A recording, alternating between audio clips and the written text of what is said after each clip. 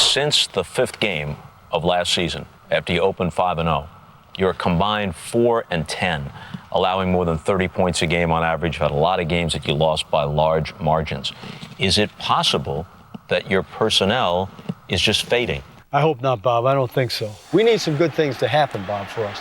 I think that there's a confidence thing that may be there a little bit. Of course, you have to earn that right. Your preparation has to be just so, but then it has to be carried through on Sunday. And I think if some good things start to happen, I think we can be a very good football team. And let the celebration begin. The Giants, with the most improbable win, have won Super Bowl 42. Chronologically, you're the oldest coach in the NFL at 64. Thanks for reminding me. Yeah. Sitting across from you, though, tremendous energy. Even when your team is having a little bit of a tough time. It seems to me you come to work excited each day. I am excited, Bob. I am excited about this football team. And the challenge is there. You know, we get stronger with adversity, and I really believe that. You need a challenge, you got it. Here it is right in front of you. The whole world's down on the New York Giants, fine. As long as that locker room is all together, our coaching staff is all together, and we have an opportunity to go out and prove it again on next Sunday, that's all that matters to me is to know that if we come together as a team, and if we put forth a great effort as a team, we'll be okay. We'll be fine. Well, he sounds like he's ready to lead the troops here. But Tiki Barber, our former cohort on Football Night in America and former Giants player, on Wednesday said that Tom Coughlin has a crisis on his hands because it's perceived that he's lost the team. You buying into that? All I know is this. Now, all of a sudden, Tom Coughlin can't coach. 3 years ago, Coach, he was in the Super Bowl, and over half the players on that Super Bowl team, including Eli Manning, who's the quarterback, is on this team right now. If you want to look at anything, look at the lack of production. First, look at defense. You look at Antrell Rowe, no sacks. You look at Justin Tuck, no interceptions. Offensively, Eli Manning, he's leading the league in interceptions, and Brandon Jacobs is still at the ATM counting his money. So it's the players. It's not the coach right now. I know one thing. Tom Coughlin hasn't changed.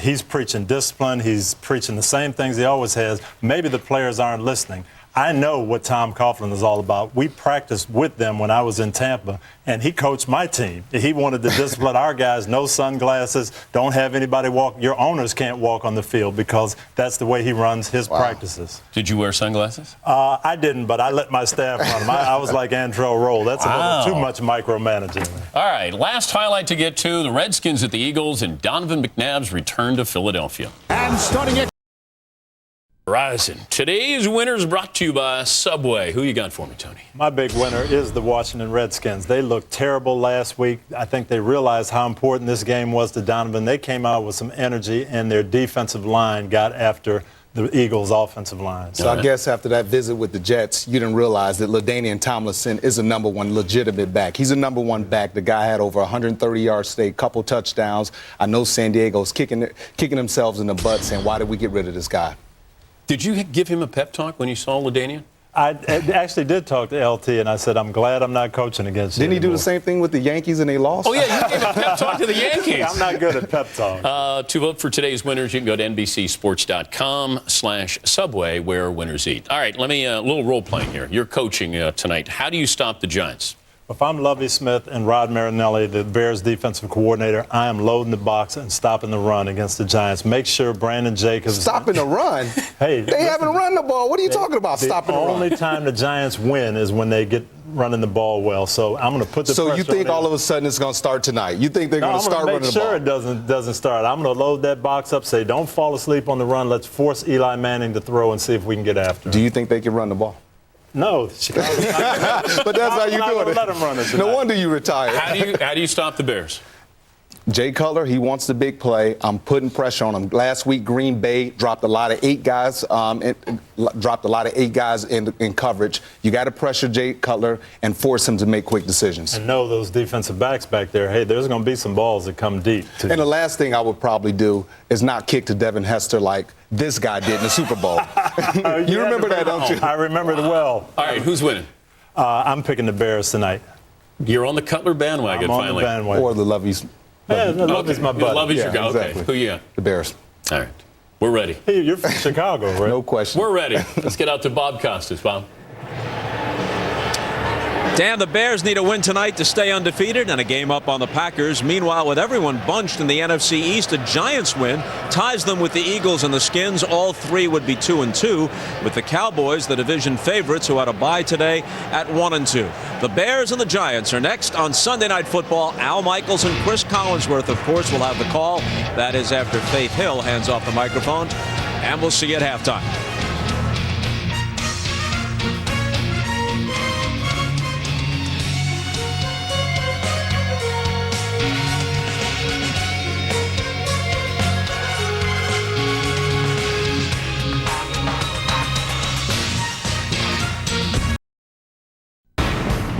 What will $1.6 billion buy you?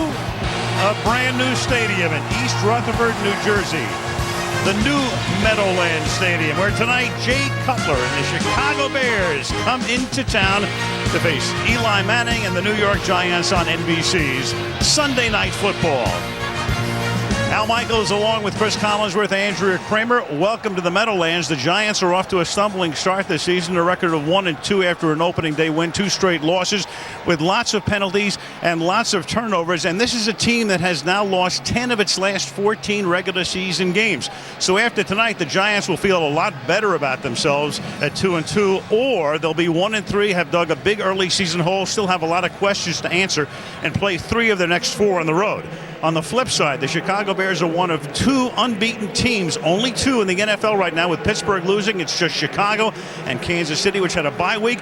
Chicago's had good fortune, especially opening day against Detroit with a premature celebration by Johnson, and also last week when Green Bay committed 18 penalties. But tonight, they want to show the Giants, and you, in fact, the whole country, they're not only lucky, but they're good as well. And Chris, they have made a lot of changes. They come in unbeaten. What have you taken away from the Bears' first 3 games? Well, first of all, they're 3-0, and that's pretty impressive. And their offense to this point has just been okay, you know, and they figure to get better. Mike Martz and Jay Cutler. But I think the really exciting thing for Bears fans is the fact that this Chicago Bears defense is starting to look like the Bears defense again, and Julius Pepper is a big part of that. They think they can be a lot better on both sides of the ball. Now, as far as the Giants are concerned, you never want to call a game the first weekend of October a must game. Let's call this a first cousin. What do the Giants have to do to put the wheels back on? Well, I think the easy answer is to say the Giants should get back to Giants football and start running it again. Unfortunately, tonight they're playing against a Chicago Bears defense that has proven, at least thus far, to be the best run defense in the NFL. So the temporary solution for this one, I think Eli Manning's going to have a big night. That Bear defense has been on vacation the last couple of years, but they are back thanks in good measure to the new acquisition, Julius Peppers, and also the return of Brian Urlacher. These 2 teams meeting since 1925. Bears and Giants next on NBC. By the return of Brian Urlacher moments ago. Andrea with Brian down on the field. Well, Al, Brian Urlacher missed virtually all of last season with a dislocated wrist. His first time away from football since 7th grade. So how do you assess the way you're playing now? Well, I'm having fun again. You know, I missed it last year. It was tough being away, but we're having a lot of fun. It's always fun when you win, so we got to keep it up. Huge offseason acquisition of Julius Peppers. What difference has his addition made? He's just a pass rusher, a pure pass rusher. Gets to the quarterback every play. He's playing great against the run right now, too. You know, he's a complete football player. Thanks very much. We appreciate your time. And Al, Tommy Harris, deactivated last week for performance reasons, will play tonight but not start. As for the Giants, they are without 4 key players. Starters Sean O'Hara and Keith Bullock, their leading sacker Matthias Kiwanuka, and Rocky Bernard. All right, thank you, Andrea. Of course, Kiwanuka, they didn't know he would be down until late Friday with a bulging disc in his neck.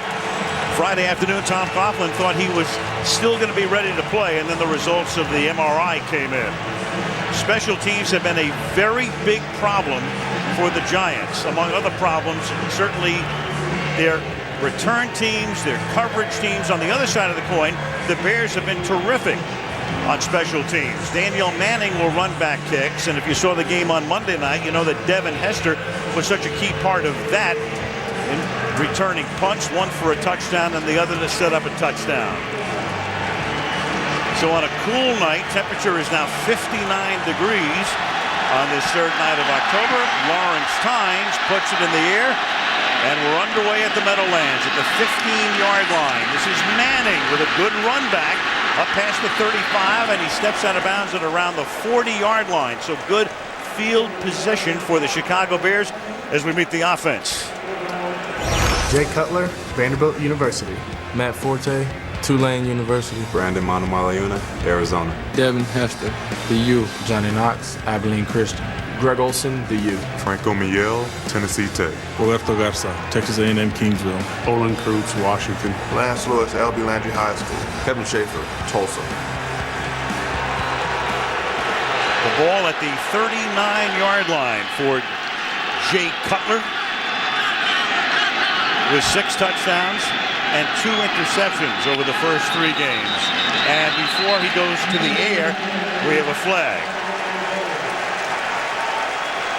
for a false start. False start, number 68, offense. 5-yard penalty, first down. Carl Jeffers, that's Frank Omiyale, who is playing left tackle. He normally plays on the other side, but Chris Williams is down tonight again. So Omiyale gets the start and gets the penalty.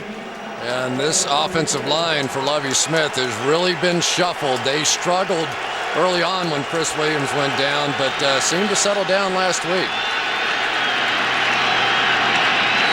On 1st and 15, they run a delay, and the Bears trying to get their running game on track. Matt Forte to the 37. No bigger deal last year than when Jay Cutler came over to Chicago and the town went wild. It wasn't a good start for him. He threw 4 interceptions on opening night, a Sunday nighter at Green Bay. Then the team got hot. But then they wound up with a mark of 7-9. He didn't have a good year. He's the first to admit it. He has a new offensive coordinator. We'll talk a lot about Mike Martz tonight and feels a whole lot better about 2010. Devin Hester lines up now in the backfield, and they flare him out, and he takes the swing pass. And that's a great one-arm tackle by Corey Webster. 123, not letting the other out of his grasp. 3rd down. Well, the Bears come out with 3 receivers to the right side and then are going to just try and flip the ball out to Devin Hester and make him a punt returner here. Just get the ball in space, and you expect him to be able to make the first guy miss, but Corey Webster, that's terrific. 3rd down and 10. Opening series of the game. This time they flank Hester wide to the left.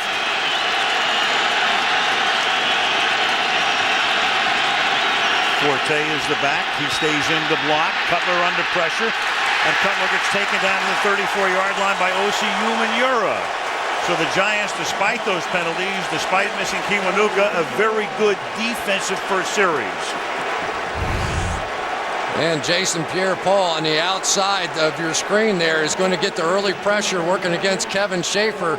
Cutler has to step up and through.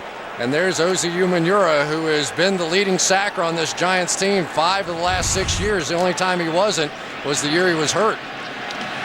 Brad Maynard to kick. Darius Renato came over at the beginning of the year from Minnesota. Lets it bounce at the 22, juggles the ball, and is lucky to recover it back at the 16. He's been struggling, and he almost lost his job right there. Giants offense coming out onto the field. Let's take a look. Eli Manning, Ole Miss. Ahmad Bradshaw, Marshall. Madison Hedgecock, North Carolina. Steve Smith, Southern Cal. Hakeem Nicks, North Carolina. Kevin Boss, Western Oregon. Dave Deal, University of Chief Illinois. Rich Soibert, Western Illinois. Adam Coates, Oregon State. Chris Snee, Boston College. Kareem McKenzie, Penn State. McKenzie losing his cool last week, couple of personal fouls against Tennessee. On a roll to his right, Manning hit as he throws, and the pass is underthrown and incomplete, intended for Steve Smith. He was on a roll. Tim Jennings was covering on the play, and Julius Peppers almost got to Manning before he released it. Well, one thing you know when you play against the Chicago Bears, they're going to play so hard downhill with their linebackers that they're going to just all the time when you show run, they're going to attack. So you have to go play action. You have to go bootleg. And here Steve Smith was wide open down the field. and Jennings able to recover because the ball wasn't thrown that well. Peppers getting there an instant late, 2nd and 10. Quick flip to Smith, and he gets taken down immediately by Jennings at the 23-yard line. And let's take a look at Peppers, who was probably the most coveted free agent acquisition of the offseason. And Julius Peppers is allowed to go to either side that he wants. It is at his discretion. He will start the game by going left and right, and then sometime in the second half, just pick the guy that he thinks he has the easiest path against and sort of stay on that side. 3rd and 3.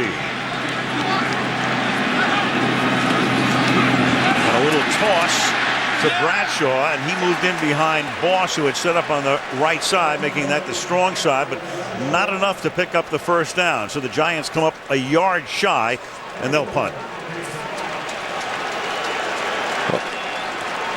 And that means Devin Hester. The last time Hester was in New York across the parking lot at the old stadium back in 06 on a Sunday night.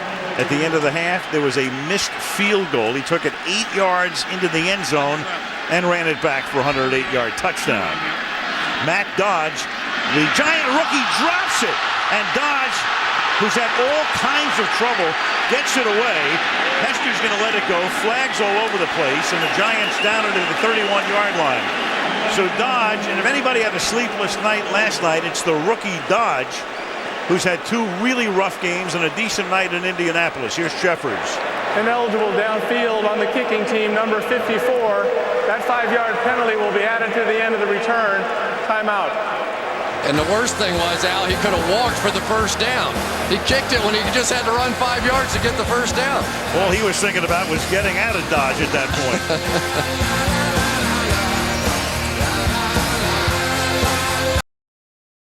Tiny Football League, add your Pee Wee team. And by Windows 7. Manhattan, Lower Manhattan in the shot right there is across the Hudson we come. The Bears with their second series, and that's a quick flip, and they're doing a lot of that lately to Earl Bennett for a gain of 7. Here's the Giant defense. Justin Tuck, Notre Dame. Barry Cofield, Northwestern. Chris Canty, Wahoo Wah. OCU Menor, University of Troy. Clint Centum, Virginia. Jonathan Goff, Vanderbilt University. Michael Bowley, Southern Miss. Corey Webster, LSU. Antrell Roll, Big U. Kenneth Phillips, PU. Terrell Thomas, USC. Wahoo Wah, a.k.a. the University of Virginia. They swing it to Forte, and the running back, who is a good pass catcher and fits in very nicely in what Mike Martz wants to do with his offense, picks up the first down. The tackle is made by Webster. Pretty interesting. Watch Olin Kreutz go out and through to lead this play. This is almost like a one-man running screen here. Flip it over the top and pick up the first down. Olin Kreutz, the old guy, getting it done up front. This is such a young offensive line and reshuffled, inexperienced offensive line. Olin Kreutz makes all the line calls up front and is absolutely critical to their success. Kreutz in his 13th year, 6 Pro Bowls for the Chicago Center. And Cutler under pressure again, and down he goes again. And that time it's Canty from Wahoo Wah, and also Justin Tuck. I thought the biggest difference in watching the Giants play a week ago was Chris Canty playing inside here. He is just an absolute load against the run game and the pass game. And if they're going to try and block him one-on-one with Roberto Garza, they're going to have a problem. And not to mention their best defensive player, Justin Tuck, coming from the other side. Second sack of Cutler already tonight. So the Giants, knowing with Kiwanuka out, they had to pick it up front, have done just that early in the game. On 2nd and 19, Cutler to the 49-yard line to Bennett. And that's something Cutler does so well. He can throw almost like Brett Favre-like.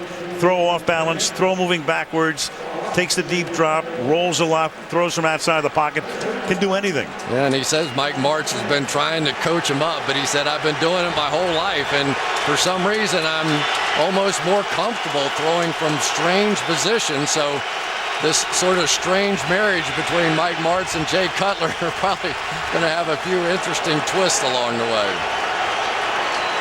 And on 3rd and 10, Timeout is taken here by the Chicago Bears. Now the Giants, we mentioned at the top, they've lost, going back to last year, 10 of their last 14. And during that period of time, they've given up 31.5 points a game, the most in the National Football League. And that's about 10 points a game more than on average. I mean, the average game in the league over the past couple of years, the average team scores 21 points, and the Giants have given up 31.5. But, you know, we talk about Mike Martz, and the expectations are that, okay, it's going to take a little while to get this Bears offense together. Well, the same thing goes for Perry Fewell and this Giants defense. And watching the tapes of every one of their games, you could really see the growth from week 1 to week 3, and tonight looks even better. 3rd down and 10 after the Chicago timeout. And Cutler has time, and then the pass is flicked away at the last moment. Webster had gotten beaten by Hester. Hester was behind him, but Corey got a hand up and knocks it down, 4th down. Well, that was just a little bit underthrown there because Devin Hester had a step on Corey Webster. Nice release off the line of scrimmage, put his hand up, and if that ball is thrown out in front of him, they're going to get a touchdown from Devin Hester. Just a poor throw that time by Jay Cutler. Maynard's second punt. Last time Renard muffed the punt but was able to get it back. He sets up at the 10-yard line.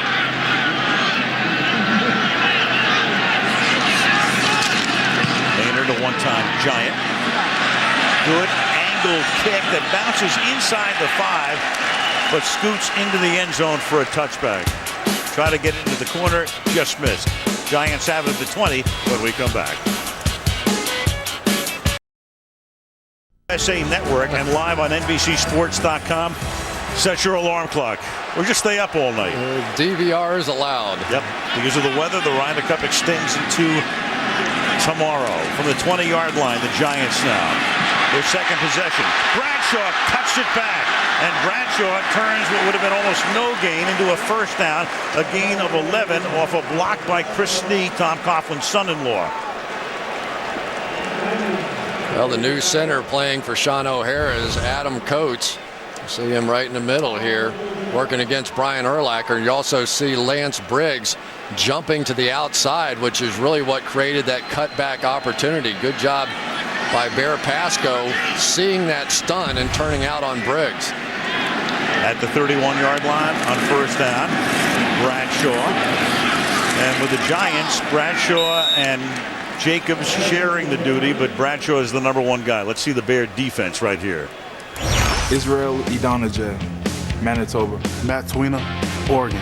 Anthony Adams, Penn State. Julius Peppers, North Carolina. Pisa Tino Isamoah, Hawaii. Brian Urlacher, University of New Mexico. Lance Briggs, Desert Swarm, Arizona. Tim Jennings, Georgia. Chris Harris, Louisiana Monroe. Danielle Manning, Abilene Christian. Charles Tillman, the University of Louisiana. And now they give it to Bradshaw again on an inside handoff on a first down, and Manning chasing him and finally knocks him out of bounds. And Snee again with a good block up front, and then Steve Smith downfield. Good hard running in a 20-yard gain for Bradshaw, but a flag. And the Giants already walking it back. Is it on Manningham on the outside? There's no foul for holding on the play. The result of the play is a first down. Throw a flag and pick it up to the delight of this crowd at the new Meadowlands Stadium. Anytime you see a run down the field, you know your 2 wide receivers out here are going to get blocks. And Steve Smith, that 8th guy in the box down there, this time it was DJ Moore. He gets just enough of them to allow Bradshaw to go by. And one thing, and I'm all for promoting the cause here, these pink gloves do stick out a little bit. So they do. Wouldn't be surprised to see a few extra holding calls tonight. And you saw Manningham with a little bit of a hold, and then he put his hands up to say, I'm innocent. Jacobs is in the game, the fake to him, and then the pass is complete to Nix for about 9.5 yards, close to a first down for Hakeem Nix, the 6'1", 215-pound receiver. And the real key, the Giants have established a bit of a running game here so far. And if you can do that against the Bears, all of a sudden the play action that really hasn't been there so far for the New York Giants starts to look good as those linebackers attack the line of scrimmage. Jeffers wants to bring in the chain gang. It's that close. Yellow line not official, but we're going to go out on a limb and say it's not a first down. Yeah, Julius Peppers is not just saying hi to people. He's checking out either his wrist or his hand or his elbow or something sore, and they wanted to see his strength before they sent him back out. So much for the yellow line. That's what we told you, it's not official. Speaking of the Bear defense, as Chris just was, lowest in the National Football League, giving up only 39.7 yards a game. And look at that average per rush, 2.1. Rod Marinelli came over last year, coached the defensive line. A couple of years ago, he was the head coach at Tampa. And he and Lovie Smith go all the way back, sharing hotel accommodations when they first were on Tony Dungy's staff back in Tampa Bay. And here is Brandon Jacobs on first down, taking the ball to the 35-yard line. So for Jacobs, a couple of years ago, he's the bull. He's the stud. He's the guy who's going to just blow you out and blow you over. And then last year, he tailed off. And then this year, he starts the season as the number 2 guy. And on opening day, he had Bradshaw carrying 20 times and Jacobs carrying 12. And we saw Tom Coughlin the next week, and he says, that's about the ratio I'd like to see. Well, and Jacobs has hurt himself with some pass protection, too. He's missed a couple of blitz pickups the last few weeks and given up some sacks. 2nd and 7, Manning a short drop, and then the pass is deflected, and almost another interception on a deflection. Manning this year with 6 picks. 5 of them have been tipped or deflected, and almost another one right there, 3rd down. Tip passes have been awful for the Giants this year, and Charles Tillman is sort of the master of this. Don't think that was an accident that he tipped that ball up. The Chicago Bears probably work on creating turnovers more than anybody else. In practice, they don't blow the whistle, whether it takes 20, 30, 40 seconds until they strip the ball out of the running back's hands. And it's paid off through all of Smith's tenure going back to 04. And on 3rd and 7, the pass is caught by Nix. A spin around move to get away from Tillman. And then he's forced out of bounds at the 10-yard line.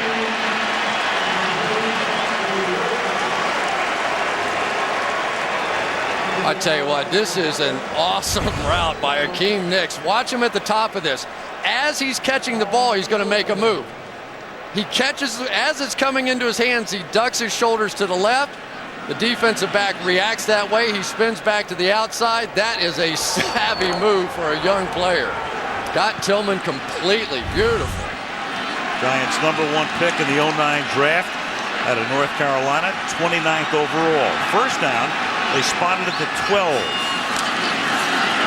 Look out, and Manning just throws it into the ground because he saw DJ Moore, the corner, coming uncontested on a blitz. He saw it, and he just threw it into the ground incomplete. You know, it's interesting. Eli threw that one away, but I thought it had a chance. You know, see DJ Moore coming off this side, but see if Eli had lobbed this over the top, there really wasn't anybody left back there. He was going to have some blockers, and I think Bradshaw had a little room to run because Urlacher came on the blitz, and nothing really back there. 2nd down and 10, the ball at the 12. Bradshaw is the back, Hicks goes in motion. They give it to Ahmad. He stumbles as he tries to cut it back to the left. 3rd down, Mark Anderson will get credit for the tackle. Go ahead. A lot of things going on up front now for the Chicago Bears. Of course, Tommy Harris has been such a great player, Al, over the years and was so instrumental in their Super Bowl run. But he's no longer starting. He had a really bad performance against the Dallas Cowboys, was sat out a week ago, inactive, back in there now, and he really needs to make an impression. Harrison, also Henry Milton, number 69, in along the defensive front. Empty backfield, shotgun snap, Manning throws, caught, and it's Smith who gets taken down at the 4-yard line. So it'll be a couple of yards shy of the first down with 4 minutes to go in the quarter. 4th and 2, and in comes Tynes in the field goal group. Yeah, I think this is the right move for sure. This is just the typical Tampa 2 defense that the Bears love to play, and they're going to allow you that kind of a route inside in that situation. Nice job by David Deal on the outside against Julius Peppers, and we'll try to keep an eye on him. Don't know what he was working on over there on the sideline, but something was bothering him. Lawrence Tynes, this will be a 22-yard field goal attempt.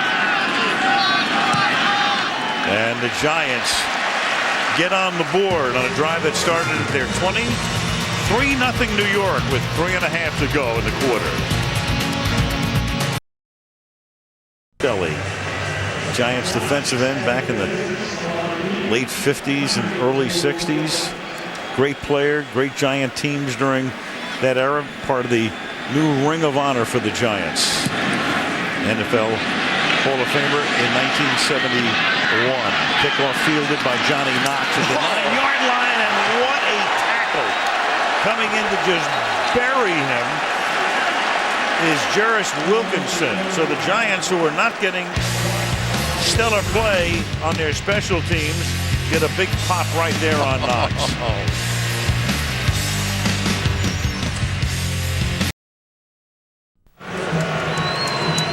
Mike Martz, mad scientist, offensive mastermind. He's been called a lot of things, mostly positive because of what he's done offensively. You can see how all of the teams he has gone to, how they have improved, especially those 99 Rams when he came in under Dick Vermeil, ran the offense, and they went to the Super Bowl.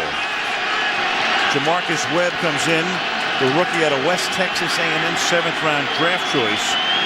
Along the offensive front, the ball at the 21-yard line, and Forte to the outside, and he gets taken down. So the Giants off to a good start defensively tonight. Justin Tuck is there to make the tackle. You know, it's interesting. Justin Tuck is, I think, without question, the best player on this Giants defense from the ability to do everything. And yet even Justin Tuck has had some poor plays lately, and they really need him to be a superstar. You can't say he hasn't played well. He just hasn't played great yet. And if the Giants are going to get this turned around, he has to be great. Bears have run 9 plays, and they have 13 yards. Run a couple of stunts up front, get it to Hester on the screen, and then he gets knocked down by his own man, Edwin Williams. Knocks him down well short of the first down. We talked about Martz and what he's done, but the other thing that Martz does, because he is such a riverboat gambler in a way, take a look at that. Turnovers between 99 and 05, his teams had the most. Sacks, 5th most.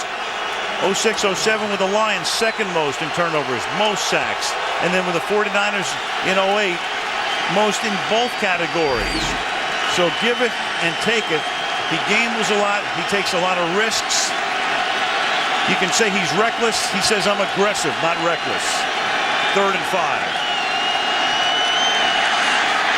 Cutler swings that one, and it's at the 29-yard line, almost picked off by Terrell Thomas. And it is picked off, and then he's tackled at the spot at which he intercepted the pass. So Thomas is going to get credit for the pick, and then tackled as he makes the interception. You're going to see Greg Olsen come across, and I have no idea what Jay Cutler's watching. Perfect protection. Terrell Thomas just sitting out there in that 2-deep zone. He never saw this. He absolutely never saw that. And you talked about the combination, but Mike Martz and Jay Cutler is potentially combustible big plays, potentially combustible bad plays, and you saw it there. Giants take over the 28-yard line. Less than 2 minutes to go in the quarter, trying to cash in. And Bradshaw runs into a pile, but picks up 3 yards with a forward lean.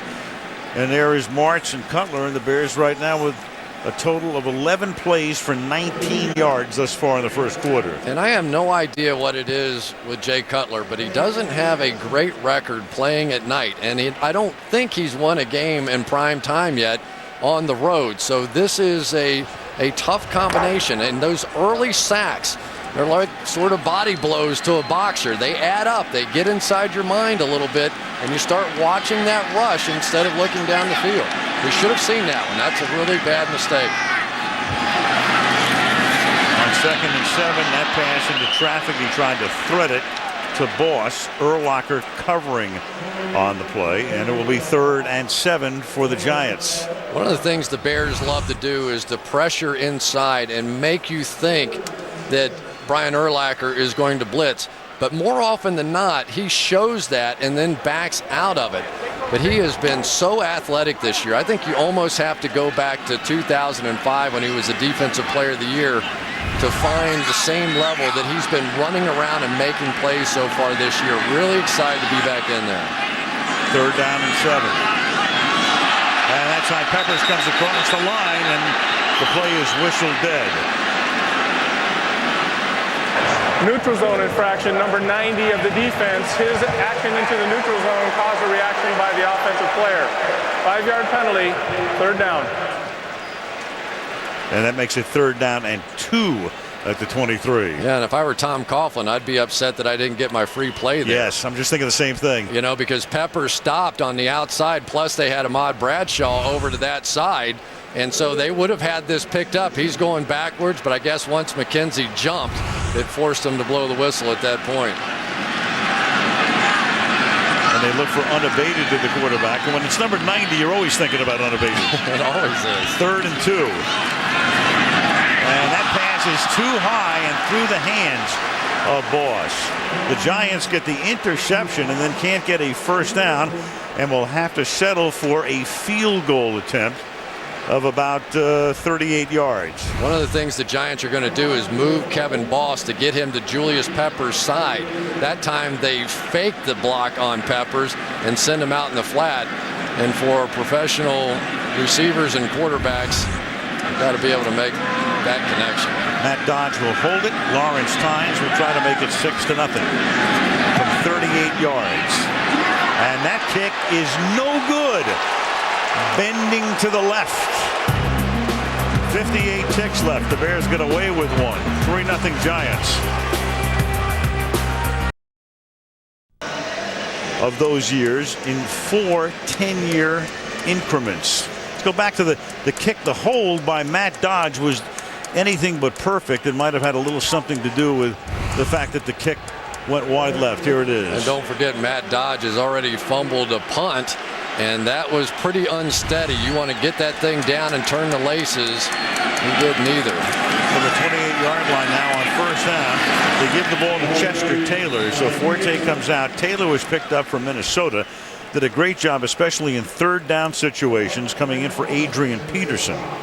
But he hasn't really been much of a factor here. You know, the running game for the Bears really has not been very good at all. And Matt Forte essentially is the same kind of player that Chester Taylor is. So there's not a great need for that 3rd down back here, maybe like they had with Minnesota. And you know Minnesota's missing him right now. 2nd down and 6.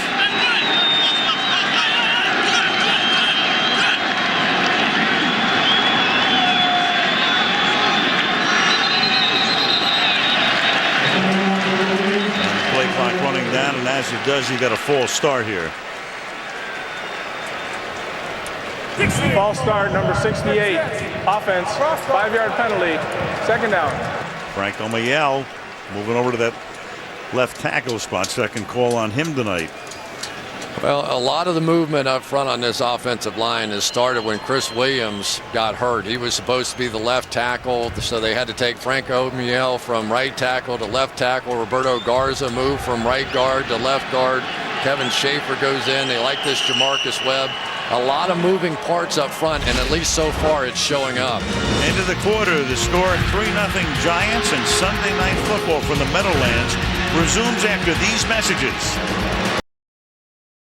Al Michaels with Chris Collinsworth and Andrea Kramer. A look at Times Square.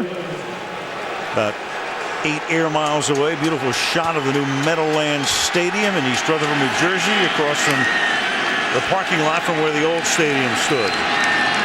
Chester Taylor is the back on 2nd down and 11. The catch is made on the outside by the tight end, Greg Olson.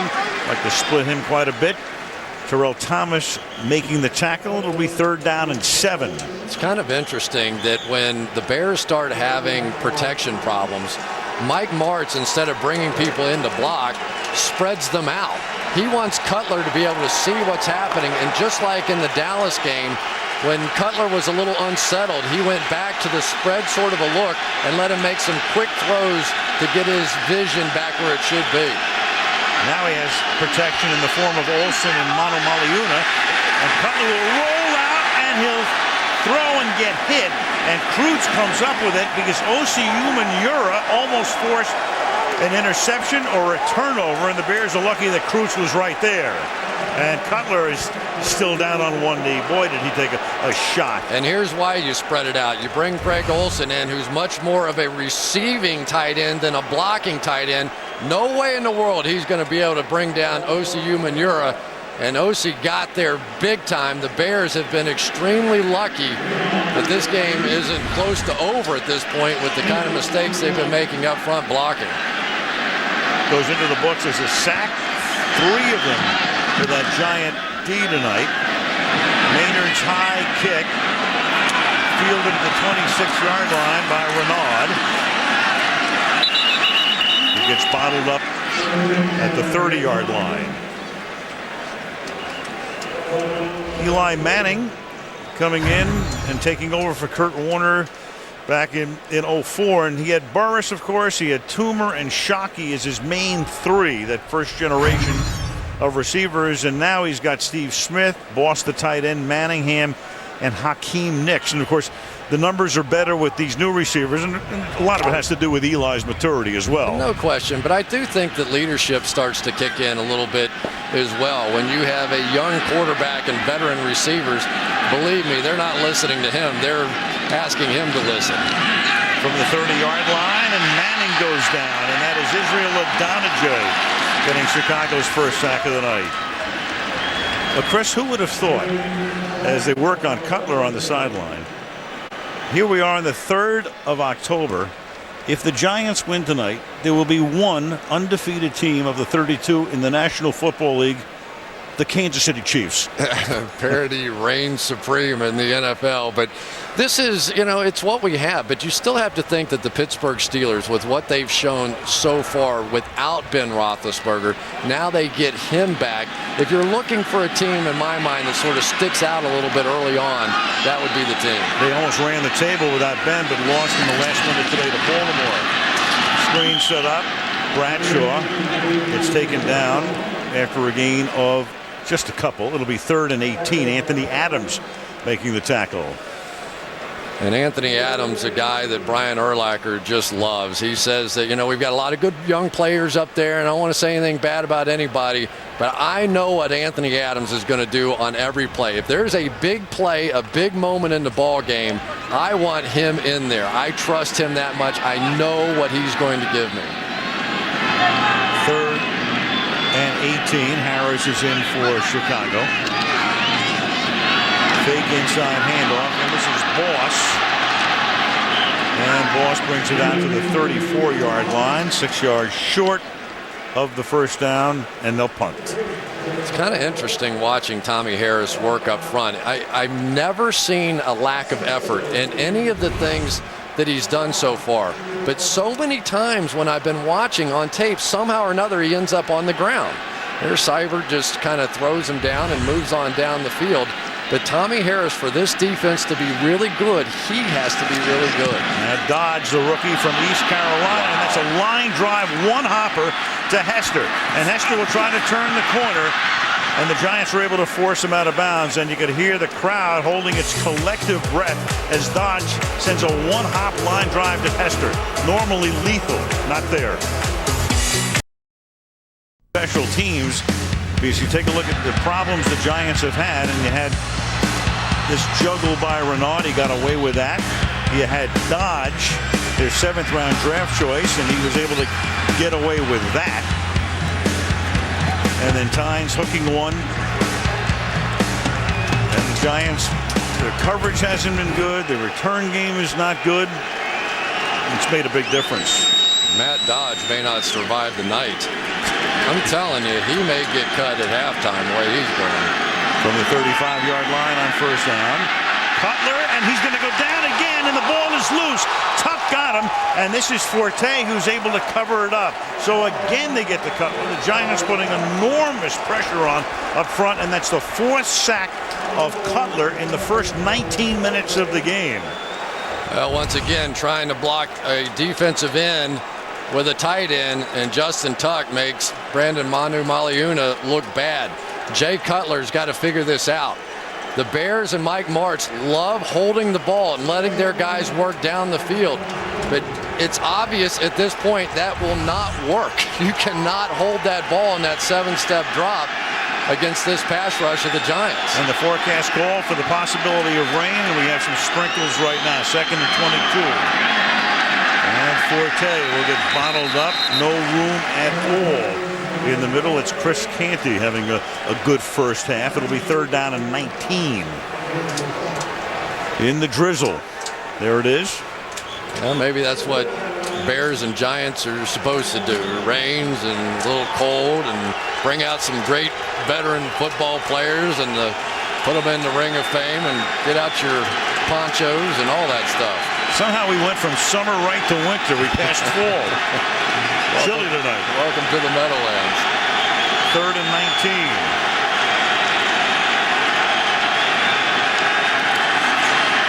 Butler stepping up. Look out from behind again.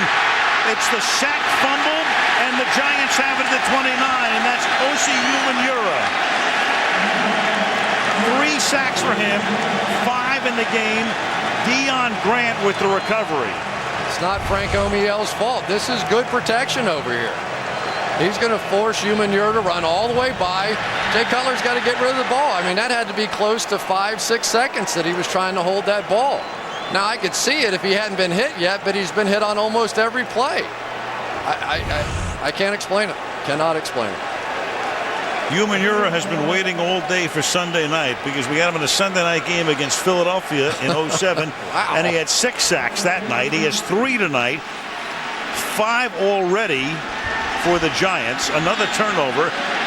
But the Giants, the good news for the Bears is they're only down 3-0. 29-yard line. First down. Bradshaw.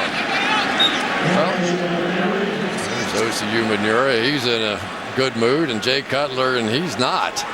And this has been a struggle. 5 sacks already ties his career high, and now all the Giants have to do is put him away. But remember, this is a Giants offense last week that had 471 yards of offense and only scored 10 points, so they've got struggles of their own. Turnover is killing him. 2nd down and 8 from the 27-yard line.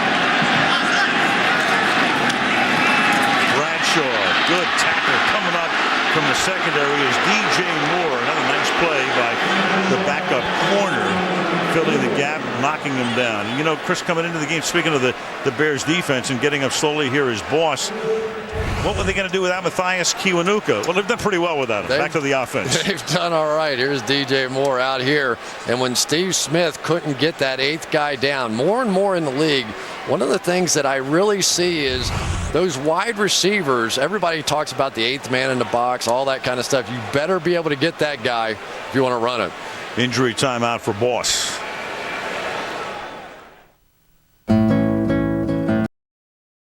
Stats fan discussions, in-game video highlights of tonight's game only at NFL.com. New Meadowlands Stadium where it's 3rd and 10. Boss out of the game. Brandon Jacobs flanks Manning in the backfield. And you got a flag as Eli looked like he was waiting for the snap, moving the hands, and the Bears came across the line.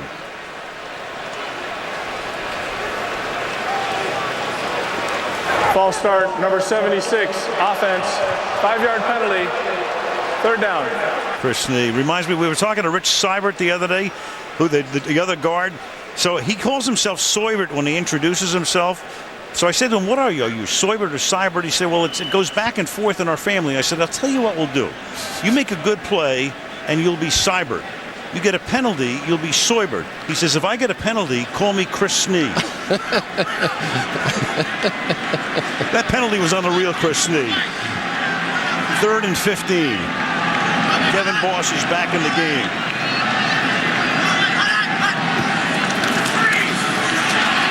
Manning over the middle, and then Boss put his hands up late, and Boss reaching for his shoulder as well. Miscommunication there. Henry Milton put the heat on Manning, and the Giants bring the kicking group in. Yeah, one of the problems when you show that double-A blitz, watch Chris Snee take a half a step down here to his left because he's a little bit worried about Briggs coming in. Half step, and then Milton beats him around the other way. That's why the Bears do that. They like to show that pressure right up the middle, make those offensive linemen think inside, and allow their tackles to jump outside. Giants could try a 52-yard field goal. Instead, it's going to be a punt. And Dodge will send that one into the end zone, and the crowd hates that because that's 14 yards net. Still 3-0. Umenyiora, 3 sacks tonight, 52.5 in his career. Dancing to the music. Yeah, he's been dancing all night, mostly around Frank Omiyale. Little night vision for you here. I kind of like this thing. Gives you a chance to look at Osi Umenyiora and the pressure he's been getting. Maybe we should call this thing good night vision, because for Jay Cutler, that's what it's been feeling like. People trying to knock him out all night long, and you can see Omiyale, he is just turning his shoulders and sprinting backwards, and nothing's very effective. I think you're going to see the Bears come out and start spreading this thing out and just allowing the ball to get out of Jay Cutler's hands a little bit. He cannot hold it at that 10-step drop. From the 20-yard line, they give it to Forte, and he'll spring to the outside and pick up 7 yards. Terrell Thomas comes up to make the tackle. It'll be 2nd down and 3 as we approach the halfway mark of the second quarter. Yeah, I think if you want to say there's a big question mark about the Bears, you know, they will get some different kind of weather in Chicago as we move along here. Are they good enough with this remade offensive line and their current running game to win games in poor weather? And this is a pretty good test of it here tonight. 2nd and 2, and now you've got Greg Olsen. False start, number 82, offense. 5-yard penalty, 2nd down. And you know, Al, that's really a killer. You got a big run on 1st down. You're going to have 2nd and 2. So you can play pass, you can run, you can get your offensive line moving forward a little bit. And now you're right back to, you know, 2nd and 7.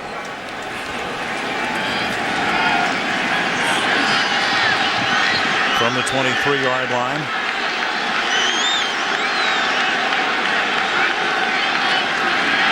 Short drop. Cutler gets protection this time, but the secondary does its job, and then Jay is forced to scoot out of bounds at the 21-yard line. He's run out by Cofield.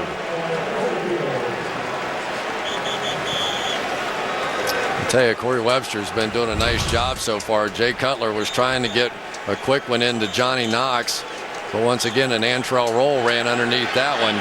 But for Jay Cutler, if I were Mike Martz, I'd say, listen, if I call a 3-step drop, you either throw it on 3 steps or throw it out of bounds. I can't have you scrambling around on those plays trying to turn something in or nothing into something.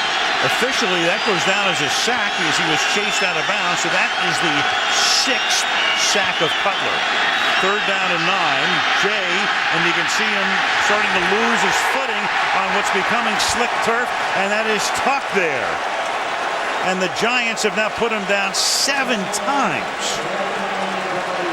Well, the tough part now is, and I saw this a little in the Dallas game too, is you're starting to see Jay Cutler's eyes drop. And here's Justin Tuck right here. But now you'll see Jay Cutler, he's no longer a believer. Once he starts to slip, now his eyes are coming down to the pass rushers, and you really cannot do that as a quarterback. He's just holding it way too long. Maynard out of the end zone. That's a low liner that bounces on the Chicago side of the field and rolls out near midfield. Giants will get good field position. See if they can take advantage of it this time. Still only 3-0 New York.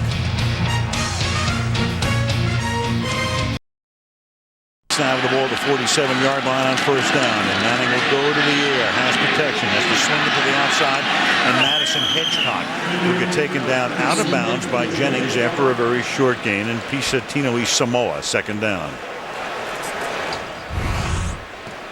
All right, here we go with Tommy Harris in the middle again here. Good job by the Giants up front, sort of passing him off. He does hustle, get back into the ball.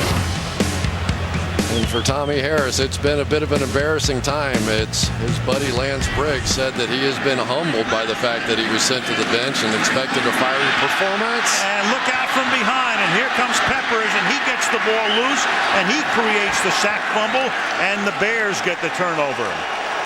I tell you what, somebody put a 10 over this circus. This is unbelievable. And it's Peppers with the sack and fumble, and Urlacher with the recovery. Brian Urlacher with 5:07 to go gets the ball back for Chicago. And for David Deal, it has been a tough year for the Pro Bowler that was a season ago. And for Julius Peppers, he said he would test the waters with both tackles. I think he's already made his decision about which side he's going to play against. He's going to find David Deal as often as possible. Now Coughlin's going to challenge. Was his arm coming forward? New York is challenging the ruling on the field that the ball was fumbled. We'll review the play. Timeout. So Jeffers will take a look. Coughlin is the best at challenges. He's been successful almost half the time in his career.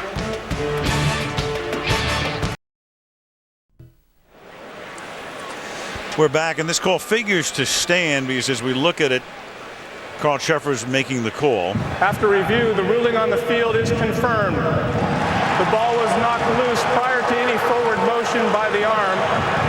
New York will be charged with their first charge.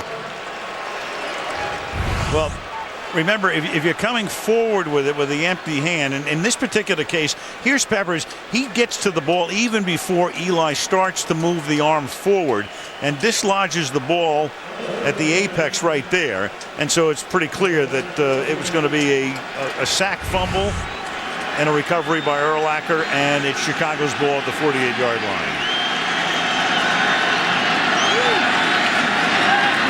So now Cutler. Wow. Unbelievable. This is incredible. Cofield. That is 8 sacks of Cutler. Chicago tonight, that's their 21st play, and they're averaging less than a yard a play. Well, nobody can block in here. Here comes Cofield, and he's basically going to have 2 guys on him, and he just splits the difference between Olin Kreutz and Lance Lewis. And why they continue to throw the ball, I don't know. Before that play, they had 15 passes for -4 yards, and you can make it about -11 or 12 now. Well, you saw Mike Tice, the offensive line coach. He has to be thrilled. Looks like a 9th was coming there. Here's Forte. And he pays the price at the 39-yard line. Chicago tonight has run 22 plays, 5 yards. Wow. Lovie Smith, believe it or not, he likes this kind of game. You know, he likes the defense and the turnovers and sacks, and you know, so this is good for him. Well, this is just going to be a strange night, Al. This is just going to be one of those nights maybe decided by the punters. Only thing Lovie can like is that the way the Bears have played, they're only down 3-0. I tell you don't want to turn it over here now. 3rd and 18. Cutler flushed out again, going against the grain. And Cofield will run him out of bounds, and Cutler just flips the ball away. So that started at the 40-yard line. Did he step out before the 40? And I'm only saying this because statistically, that would be another sack. Well, let's take a look at what's going on in the back end to make him hold on to the ball. Here's Johnny Knox trying to get down the field. He's covered. There's Devin Hester on the other side. And they got people all around him, and they just kind of waiting around. The Giants love seeing this 4-man rush working like this. Cutler actually got rid of the ball just before he stepped out of bounds. And then a short punt caught by Renaud. And they now change it, and they're going to say that was he stepped out of bounds before he threw it away, so that goes in as a sack.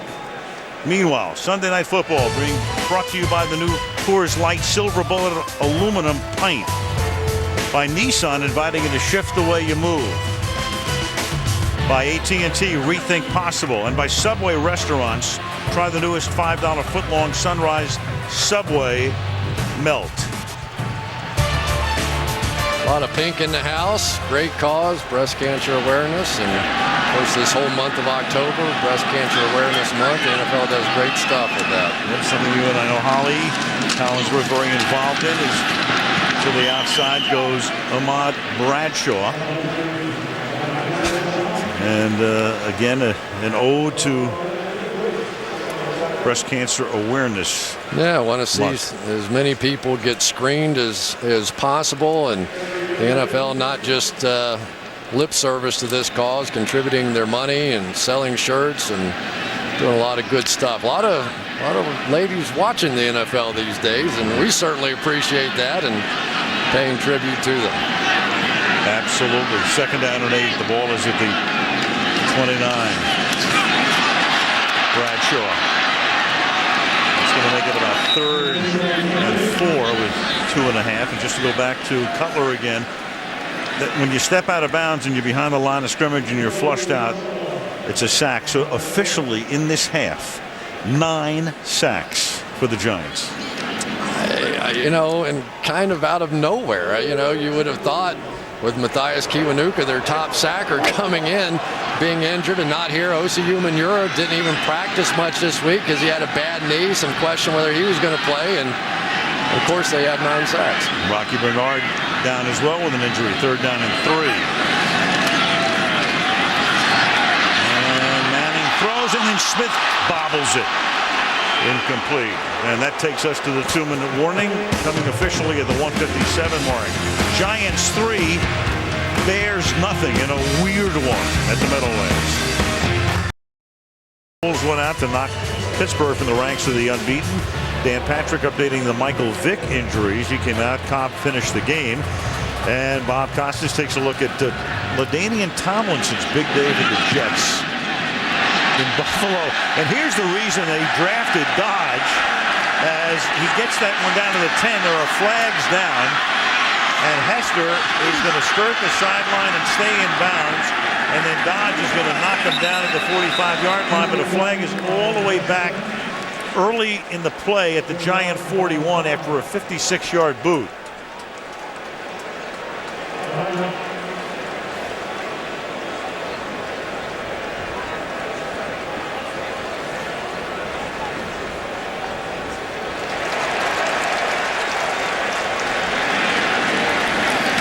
Well, it's holding against the Chicago Bears, and that's Earl Bennett, I think, if you can read lips right there, 80, Earl Bennett against the Bears, and that's going to negate the big return for Devin Hester. And that may have been the biggest kick of Matt Dodge's life. Sitting there to at least just hit it squarely, to have caught it and kicked it. I thought for sure they were going to kick that ball out of bounds the way the Bears are playing offense. The only way you can get beaten this kind of a game is if Devin Hester returns one for a touchdown. Stats update. 4 total yards. The only good news statistically for Chicago is that official scoring is looking at that last Cutler play. And for the moment, they've taken it back to an incomplete pass since he was going to get run out of bounds and he just flipped it in the air. So as they look at that, for the moment, he's only back to 8 sacks. Put it on the highlight reel. And now Cutler has to call timeout. So they're going to start this drive, such as it is. And he's forced to take a timeout. Well, remember, the Bears are 3-0. You know, that's. I mean, you sit there and you watch it and you go, remember, this is one of 2 undefeated football teams here, but this may well turn it right here, how they do coming out of their own end zone. Well, we talked about, I mean, Chicago for so many years, it's defense and it's running the ball, and then they get Cutler, and then they bring Mike Martz in. And we talked about it before with Martz. I mean, look, with the Rams, of course, he had Kurt Warner coming out of nowhere. He had Marshall Faulk. He had Torrey Holt. He had a lot of great parts, and he's done a nice job. But the downside is sacks and picks. This is the downside from the 5-yard line on 1st down. Cutler has to get rid of it in a hurry. And the catch is made up at the 11-yard line as Greg Olsen gets taken down by Goff. That was a good play call right there. Everybody in the house thinking they're going to run it off tackle. Olsen in the backfield as a fullback and sneak him out. That was an important play just to turn the momentum a bit. Giants take a timeout. 8 sacks tonight, most in a half since October of 01. Tampa Bay had 8 against Pittsburgh, and that would have been in a game in which Lovie Smith would have been an assistant coach for Tony Dungy at Tampa Bay. I told you liked this kind of game. But from that side, he would like it, not from this side. He's got a few on his side, too. Record for a game is 12. 2nd and 3. And they flip it to Hester, and he's going to get a first down up to the 16-yard line. Excuse me, Chester Taylor up to the 16 and a first down. Yeah, once again, nice job by Greg Olsen. He's had a good block and a good catch coming out here. And the Chicago Bears, they really don't believe in bringing fullbacks on the road with them. They use their tight ends as blockers, and we've seen Manu Maliuna and Olsen do a key block on that one. Here's the spread. Good luck. Edwin Williams at right guard replacing Lance Lewis. They flip up front, and Cutler down again. Aaron Ross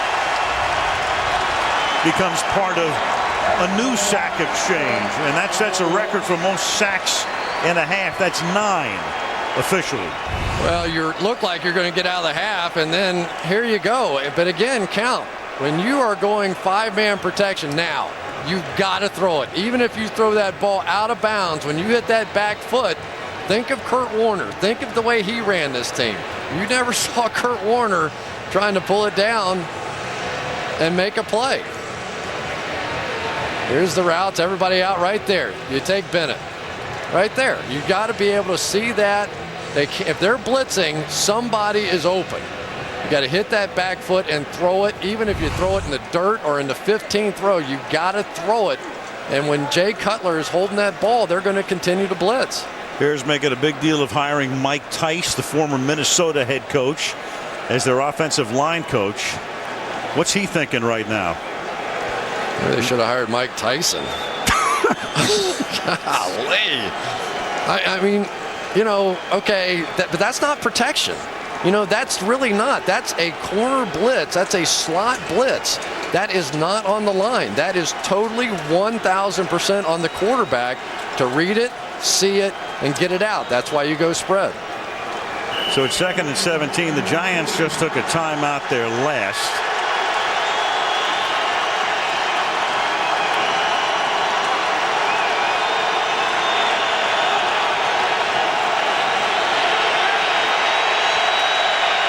Taylor is the back. You Chicago. If they don't run it here. I'm thinking a kneel down here. That's correct. It's the next thing. Taylor gets up to the 23-yard line. That kind of skews the stats because they had 11 total yards until then, and Taylor runs for 11, so that's 22 total yards. I think Lovie is going to be thrilled to get out of here. Just down 3-0. Maybe they can go fix it at halftime. But this was the dispute. You know, Lovie's a defensive-minded guy. Mike Martz is a shoot from the hip kind of guy, and right now they're getting shot in the hip. Good news for the Bears right now is they don't have to run another play. Clock runs out. That's the end of a wacky first half. Giants 3, Bears nothing. Coming up on the other side of the break, the Toyota halftime show after these messages from your local NBC station. Sacks in a single game, a dozen, done 5 times. Most recently in a Sunday night game in the old stadium, Giants against Philadelphia the night. Winston Justice had to come in as the left tackle. Umanura had 6 sacks. The Giants with 9 tonight, and almost a 10th on a play that was ruled an incomplete pass as Cutler, almost in frustration, just flipped the ball into the bench as he was going out of bounds. Otherwise, that would have been another one. Robbie Gould kicks off. Boy, juggled, dropped, and picked up by Renaud. And he's able to bring that one back to the 31-yard line. Should be interesting what the coaches had to say. Andrea, fill us in. Well, Al, walking off the field at halftime, Lovie Smith had no answers for the 9 sacks of Jay Cutler other than they have to block better. He said they've tried personnel changes, scheme changes, nothing worked. As for Cutler holding the ball too long, he said if you've been hit that many times, you'd be skittish too. As for what did Tom Coughlin say to his punter Matt Dodge at halftime, he said, I just encouraged him, told him to do a good job. Well, we'll see what happens in the second half with him and with the Giants. His defense has been great, but his offense has been sputtering as Bradshaw gets taken down by Julius Peppers. The Giants have now gained 97 yards in the game, and the Bears 22. Look how athletic Peppers is here. Goes inside David Deal and then is still able to get back outside and catch Ahmad Bradshaw. This guy was a phenomenal basketball player, and I tell you, Lovie Smith thinks he is just the best. He said money changes some guys. It just made him better. 2nd and 11. And that's a nice screen set up with a good block thrown. And Hicks, working off that block off the screen, is able to turn it into a nice little gain. It'll be 3rd down and 3. Rich Seibert, whatever his name is, going to come out here and make a really nice block. This guy can run for a big man. He used to be a tight end in college. They moved him to left tackle and finally to guard. He was probably as surprised as anybody when he originally made this New York Giants football team. A backup guard got injured in the final preseason game, and that's how he made it. He's been around for a long time. Longer than any other current Giant. Been here since 01. 3rd down and 3 at the 38-yard line. And Manning is going to go deep for Manningham, and the pass is incomplete. Might have leaped a little too early. No flag. Coverage by Tim Jennings, the former Colt. I tell you, Tim Jennings done a nice job coming in here. Zach Bowman got benched a week ago about in the 2nd quarter, and Jennings came in, made some big hits, and made some plays just like that. He also recovered that fumble at the end of the game that sort of turned it around against the Green Bay Packers, and it's showtime. Showtime for Dodge again. Here is the rookie with Hester downfield. Not very deep, but at least he gets it to the corner and out of bounds, and the Giants will take that. Cutler, meanwhile, has not come out of the locker room yet. There's their backup, the veteran Todd Collins, and he's coming into the game. Well, we'll get the report on Cutler, who hasn't come out of the locker room, who took so many shots. Concussion is now what they're telling us. And Todd Collins, who's had a really wacky career, gives it to Forte. Collins has now been in the league 16 years, mainly as a backup. Was a starter with Buffalo in '97. And before we continue with him, where did Cutler get the concussion?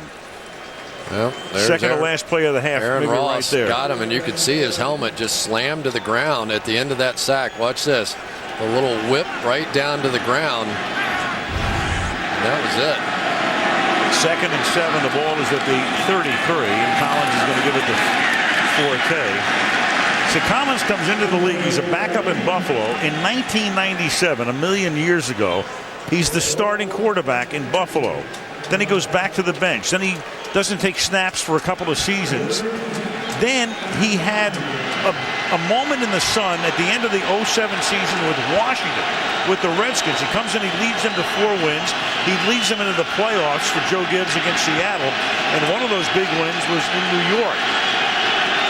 But for the most part, here's a guy who's been in the league 16 seasons and has carried a lot of clipboards. 3rd and 5. Forte. Tuck, Umenyiora, and Deion Grant. Well, Matthias Kiwanuka had been playing this role in the past. Now it's Justin Tuck sort of standing up here, and they're going to try and cut him. Roberto Garza does, but that's not going to work against an athlete like that. And Justin Tuck and Osi Umenyiora, their greatest danger tonight is that they run into each other, sacking somebody or tackling somebody. And Brad Maynard sends it into the night sky, where Renaud takes it at the 16-yard line, and that is just perfect coverage right there. Corey Graham, number 21, stopping him in his tracks. Manning and the Giants back. NFL Mobile. Rule the air. Verizon. A lot of great former Giants honored. Ring of Honor halftime. Andy Robustelli, saw him before. And Y.A. Tittle here tonight. Of course, my old partner, Frank Gifford. The great gift. Michael Strahan flew from L.A. to be here. Phil Simms did the game in Pittsburgh today. He flew in after that game. Bill Parcells will go in. Bill doesn't leave that couch for it. Bill wasn't even at the game in Miami last week, so we know Bill is watching, and congratulations to him. Part of the Ring of Honor for the Giants unveiled tonight. Brandon Jacobs starts as the running back on first down. Fake to him, and then the pass to him. And covering on the play is Pisatino East Samoa. And again with Jacobs, unhappy with his role. The backup right now, and tonight he's carried the ball one time, Chris, and caught one right there. Well, and you get sort of a rainy, wet night, and you think, well, if they're not going to play him tonight, when will they play him? And the surprising thing about Jacobs to me is that he's probably a better catcher of the football than Bradshaw is. I mean, he really has some pretty soft hands coming out of the backfield. I think most teams kind of think of him, he's going to run it when he comes in the game. Sean Andrews is now the left tackle. Deals a spot. Jacobs taken down up to the 21-yard line. More on Brandon. Here's Andrea. Well, Al Jacobs told me he's resigned to his role this season. He said he doesn't care that he's not starting, but he's frustrated. He hasn't had the chance to be the physical back that he says he knows he can still be, and that it affects him mentally and rhythm-wise. He told me he has not asked for a trade, but he doesn't want to be back here next season under these circumstances, and he didn't think the Giants would want him back either. Probably right on both counts. I would say so. Third down and 4. From the 22-yard line.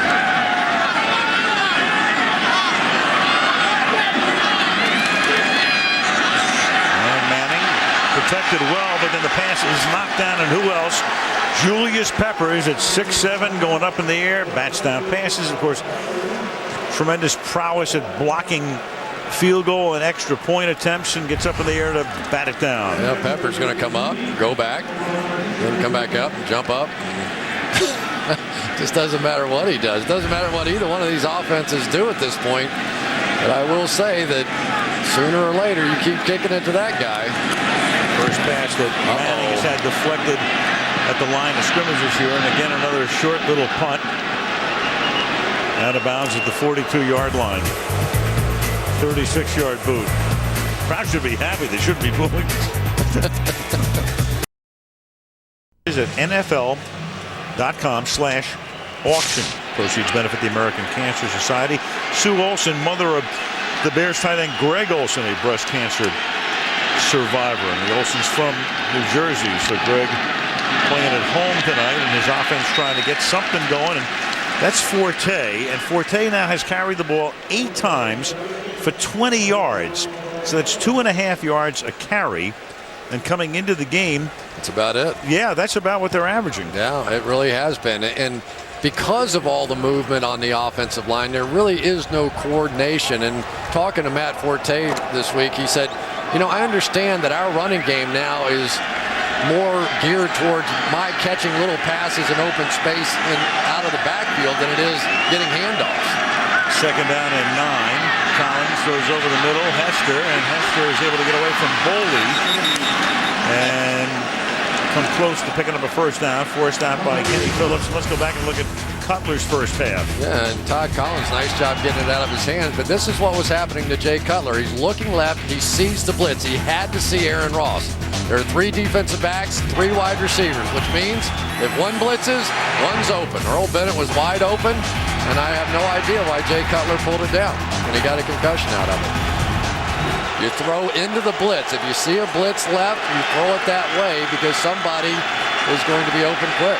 3rd and 1. Chicago has 2 first downs in the game. They still have 2.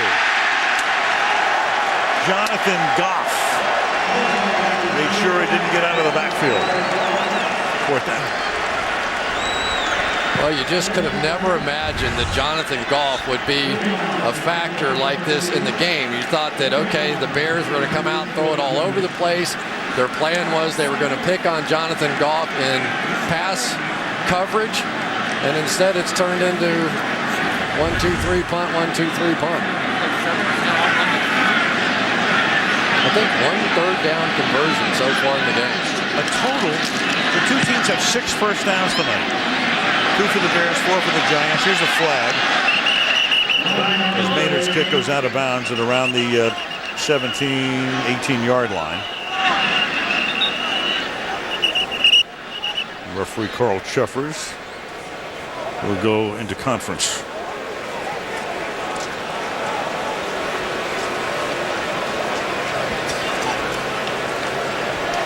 During the kick, holding number 23 of the return team. Half the distance to the goal. Timeout. 8:06 left in the third. 3-0 Giants. Glad it did. Skyline, Chili, Cincinnati. Would have come 10 years later anyway. From the 10-yard line. Bradshaw spinning around. And tackled up at the 13-yard line.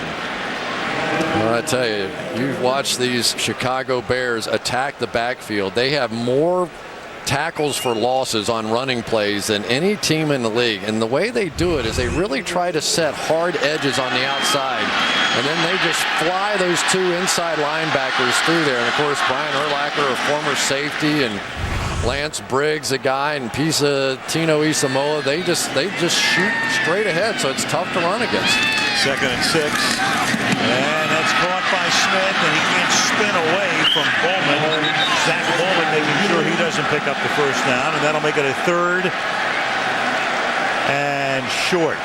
You know, now, one of the tough things that you have to do for the Giants and Tom Coughlin is this is a team that has more turnovers than anybody over the past since Lovie Smith has been in there. So apparently now that one was the first down. Well, they gave him a great spot on that. They put it at the 20-yard line.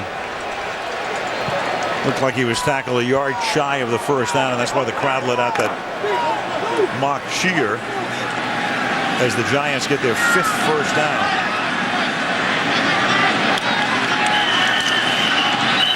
There's a flag that play clock had to run all the way down. Delay of game. Offense. 5-yard penalty. First down. I think the Giants initially thought they were going to have a 3rd and 1, and then they were a little surprised to have a 1st and 10. Yeah, messed them up too. To get back to the point, though, just for a minute, you know, the Giants don't want to lose this game on offense either. Since 2004, Lovie Smith's defense has gotten 208 takeaways. Nobody has come close to that, and 27% of their points come off a turnover, so you can't hand them the game here. 1st and 15. And Bradshaw. Tino Isamoa. I'll tell you, Julius Peppers is just a blur. He's just a blur. I don't know how you block him. He's 300 pounds, and he has moves like this. Watch this one. Jump inside, miss the fullback, jump back outside, just set it up for your guy. I don't know what they paid him, but it wasn't enough. He goes back to Carolina next week. You think he'll be active? I think. He just said it was time for a change. Played out the string with the Panthers and moved on to Chicago. 2nd and 17, and that's caught up at the 29-yard line by Hakeem Nicks, and that is a first down. And tonight, that's a neon lights play, 21 yards. Well, and they're starting to help up front. They brought Sean Andrews in to help with the protection, and that allowed time for this route to get down the field. That really was the key. They had 7-man protection up front, brought in the extra offensive lineman, and for the first time, Eli able to sit back and survey the field a bit. You see the Bears going after that ball. That's what they do. 21 yards on a 2nd and 17. Bradshaw, there's a big hole over right tackle, and that's another first down. Back-to-back first downs. Danielle Manning, the safety, comes up to make the stop at the 46. Well, now we're starting to get some movement up front. Big Chris Snee coming off the ball, getting up to that second level right here. And now when you start catching those linebackers on the other side of the line of scrimmage, they also Adam Coates with a good job filling in for Sean O'Hara. Now the Giants are starting to look like the Giants. 4:15 remaining in the third. Manning time, pump fakes, finds the open man again at the 30-yard line. And that's caught by Travis Beckham, the number 2 tight end. Beautiful protection off the fake, and then Beckham somehow gets free amongst a quartet of defenders for a gain of 25, and that's 3 consecutive first downs for the Giants. And because of the success running the football, it comes back directly. Watch Urlacher take a little step up, and all Beckham does is just get in behind him and wait. Urlacher's playing the run. Now he's going to try and get out late, but he only gets about 7 or 8 yards depth, and there it is. From the 28, Bradshaw, another big hole, cuts it back inside the 10 and all the way down to about the 2-yard line. And Charles Tillman saves the touchdown. Rich Seibert pulling and leading the way, and what a convoy. Anytime you see a guard turn the corner and start heading up the field, you know you've got to play.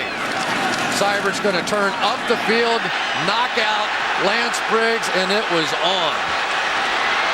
Starting to give this offensive lineman a chance to move down the field, and for Ahmad Bradshaw, you see why he's playing over Jacobs, that open field ability.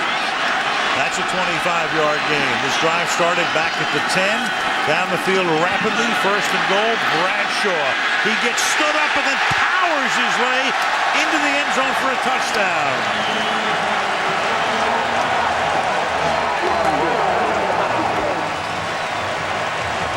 He ran into Manning. Manning looked like he had him stopped. He never stopped those legs from churning, and into the end zone he goes, and that wraps up a 90-yard, 8-play drive. That was a thing of beauty right there. Giants fans going to love that one. I love Kareem McKenzie's block out here. Watch him get this seal. It's a hard block against a good athlete on the outside of Mark Anderson, and that's really what set it apart. But for Ahmad Bradshaw, he had a big fumble a week ago, and he's been running a little angry here tonight. Tynes for the point after. And Peppers, of course, who is a guy who blocks all kinds of kicks. Number 69, offense, 5-yard penalty. We're on the try. Seibert, and to commit a penalty, that's not a bad place to do it on an extra point. Bradshaw's not very big, but he is a physical, violent kind of back. He reminds me a little of the style of Adrian Peterson, and sometimes it gets him in trouble. You know, he wants to always fight for those extra yards. Sometimes they're able to get their hands in there and strip that football out. And there's a flag again. You saw jumping up front. Kick was good if it's against the Bears. Offside, number 90, defense. The extra point is good. The 5-yard penalty will be enforced on the kickoff. All of a sudden, a drive broke out. A beauty for the Giants, 10-0 New York. Legacy Club, Giants, 3 Super Bowl Lombardis. The butts of the fabled New York Giants, one of the great franchises in the history of American sports. Tynes' kick, and it's going to be down in the end zone. Manning wanted to come out with it, and Rasheed Davis said, hold on. Back to the touchdown. Yeah, it's just fun to watch somebody run with this kind of heart. Bradshaw's going to get hit early. And, you know, Manning gets a good shot on him, and Chris Snee just kind of carries him into the end zone. And then, you know, they always say he's a slashing runner. There you go. Straight from Fashion Avenue. Yeah. Maybe the new craze. Legal sell any merchandise. Or the 20. Chester Taylor starts as the running back. the fake, and then Collins to Olsen on a screen, and that's only good for 3 yards. 2nd and 7. Again, if you joined us late, Jay Cutler had a first half, as did the Bears offense, to forget. Suffered or sustained a concussion, and so Todd Collins, who's made 10 starts in a 16-year career and went 10 years between starts, but had a fantastic end of the 2007 season at Washington, has to lead the Bears, and he's down by 10. But this is his kind of game. This short, read it, get it out. He can do this. 2nd down and 6. Oh, and his arm comes forward, and the ball is picked up by Taylor. The Giants are going to try to say an incomplete pass. Michael Boley put the heat on him. And if his arm was coming forward, he threw it to the ground, but it is incomplete. Well, one of the reasons they bring that kind of pressure up the gaps like that is it forces those backs and tight ends to step up and try and make that play. But at some point, they've got to get settled on this offensive line. You can't allow that kind of immediate pressure to get to your quarterback. 3rd down and 6. With an empty backfield right now. Collins, and that's on the pocket, holds up, but the pass is short. Intended for Hester. 4th down. Well, that's the most time that we've seen a quarterback have. Todd Collins had an immediate throw out in the flat. And if I had been watching what I had seen in the first half, I think I would have thrown it right away. Instead, he tried to throw it the other way. And that's not really his game at this age, to throw those 20-yard comebacks. And he came up short on it. Brad Maynard's punt is a low liner. Giants will let it roll to a stop at the 32-yard line.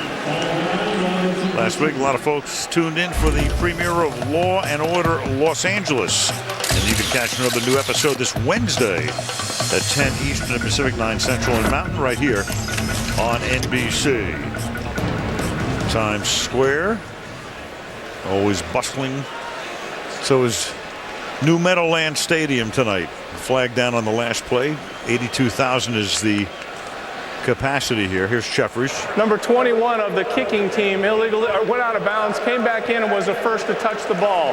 That's illegally touching. That 5-yard penalty will be added to the end of the play. 1st down, Giants. All right, that's Corey Graham. Bears bench, take a look at that as we did some visual eavesdropping here.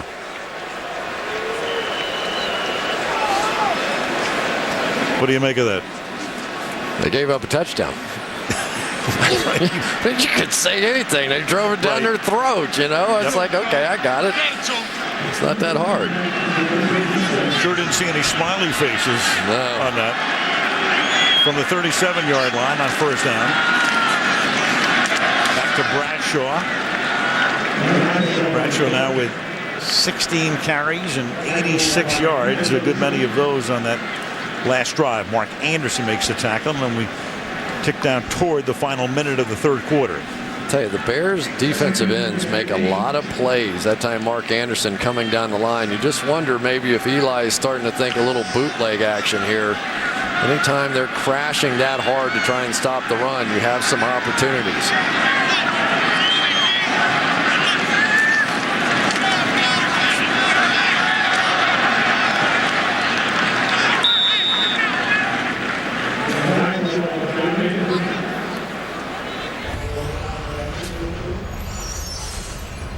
Well, Brandon Jacobs and Ahmad Bradshaw over the years, they looked good early on. You always saw the huge numbers, and even 2008, a lot of big runs in that one. 5 yards per carry, 5.3. Jacobs starts to go down a little bit, 3.7 to Bradshaw's 4.8. So Bradshaw stayed pretty consistent. It's Jacobs that's sort of fallen off. Clock down to 22 seconds, 3rd down and 4. And that pass is incomplete. Intended for Hakeem Nicks, and the Giants will punt. Well, this is really what you want now if you're the Giants. I mean, you're looking across the way, and you've got Todd Collins, and they haven't been able to move it 3 feet tonight. And so don't turn it over. Don't make it easy. Your defense is doing great. Just ride that horse for another quarter, and you're tied for first place in your division. And Matt Dodge, high booming kick, bounces at the 5, and he still can't get a break. I tell you what, he hit that one better. He hit it much better. Yes, he did. That's why they drafted him. 57-yard boot, but only 37 net. 8 seconds remaining in the quarter. The Giants sacks tonight. All 9 of them. I've seen year-end numbers look like that. Yeah. Everybody, feeding frenzy out there tonight. And again, one of the storylines coming into the game, Matthias Kiwanuka, who had led the team with 4 sacks, not playing, and we're worried about him for the rest of the season, in fact. Giants do not have a sack in this half. Now they give it to Hester on the end around, and he's able to turn the corner and scoot out of bounds at the 31-yard line, and that will be enough for a first down with 1 tick left in the quarter. And as soon as they spot it, they'll wind the clock, and that will do it for quarter number 3. End of 3, it's the Giants 10 and the Bears nothing. And Sunday Night Football from the Meadowlands continues after these messages. Aerial coverage tonight being brought to you by Geico as you look at the Empire State Building in Manhattan. Al Michaels, Chris Collinsworth, Andrea Kramer, fourth quarter. 10-0 Giants against the unbeaten Bears, and Collins runs into Forte, and then it's going to be picked off by Jason Pierre-Paul. Flag is down, and Forte will knock him out of bounds. So the rookie draft choice, number 1 out of South Florida, it was the middle linebacker Goff coming in. Collins also ran into the back, and let's see if it's going to be roughing the passer.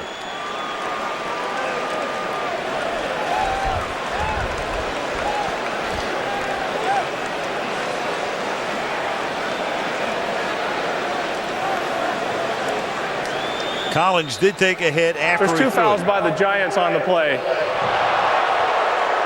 That ends that mystery. Unnecessary roughness, late hit number 54 after the interception.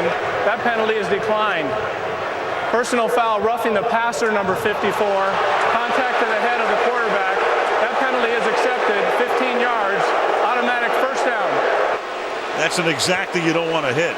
No, it's not. And this play started to fall apart when Matt Forte got in the way of Todd Collins, and no question about it. One of the things that happens to pass rushers is they want to get their arms up sometimes, but that was just helmet to helmet. But watch Matt Forte pre-snap here, saw the blitz coming from Antrell Roll, tried to jump across the face of Todd Collins. Watch him come this way and run into Todd Collins and basically create this issue to start with. And then another foul after the Pierre-Paul interception. So it's 1st and 10. The ball is at the 46-yard line. And Collins will throw, and he throws that behind Olsen, who is able to adjust, looking toward the sideline to haul it in at the 35-yard line. Boy, what a throw that was by Todd Collins. You're talking about a veteran look here. Watch him working against Boley here down the field. Back shoulder all the way. Perfectly executed. It's amazing they could have that kind of timing. I guarantee you Todd Collins hasn't thrown that ball to Greg Olsen maybe once since training camp ended. That is a great point. Boley's got him completely covered on the inside. Collins goes to the outside. The Bears all of a sudden with a 19-yard gain have it at the 35-yard line, and now Collins has to just dump it off over the middle. And that pass is incomplete with the pressure on him. 2nd and 10. Well, we have seen some better pass protection out of the Chicago Bears, and mostly it's been Matt Forte who's gone over and helping Frank Omiyale as best he can over here, because obviously they couldn't just let Osi Umenyiora take out all their quarterbacks, and forcing Osi to kind of use those bull rushes now instead of his speed.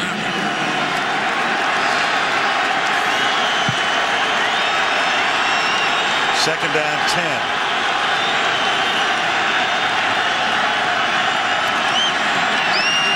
Play fake, buys time. And then the pass is picked off at the 8-yard line. Deion Grant with the interception for the Giants. If I'm not mistaken, that's the same exact play they blew a week ago. You would be correct. 10-0 Giants. Up. 9th year in the league out of Tennessee. Ball is at the 8-yard line as Manning starts this drive with a roll to the right off the fake. And then Smith is able to make the catch for a gain of 9 yards on the far sideline. It'll be 2nd down and 1. Steve Smith, really a terrific route runner, and you'll see him finish this over here on the end of that play. A lot of receivers will stop coming back to the ball right there. Here's Julius Peppers, who's been a little quieter, and Deal happy to get the help from his back too.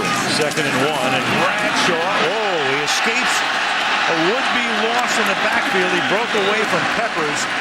Peppers would have had him down for about a 3rd and 4, and instead he spins away and moves the chains. Boy, Julius Peppers with this inside move has just been wearing people out coming in here off the edge, and they just can't get a body on him. I mean, he makes everybody miss coming through, but that time he happened to miss the tackle. Pretty amazing. It's not often you can see a guy make one guy miss, but he has consistently made 2 blockers miss pretty much all night in the running game.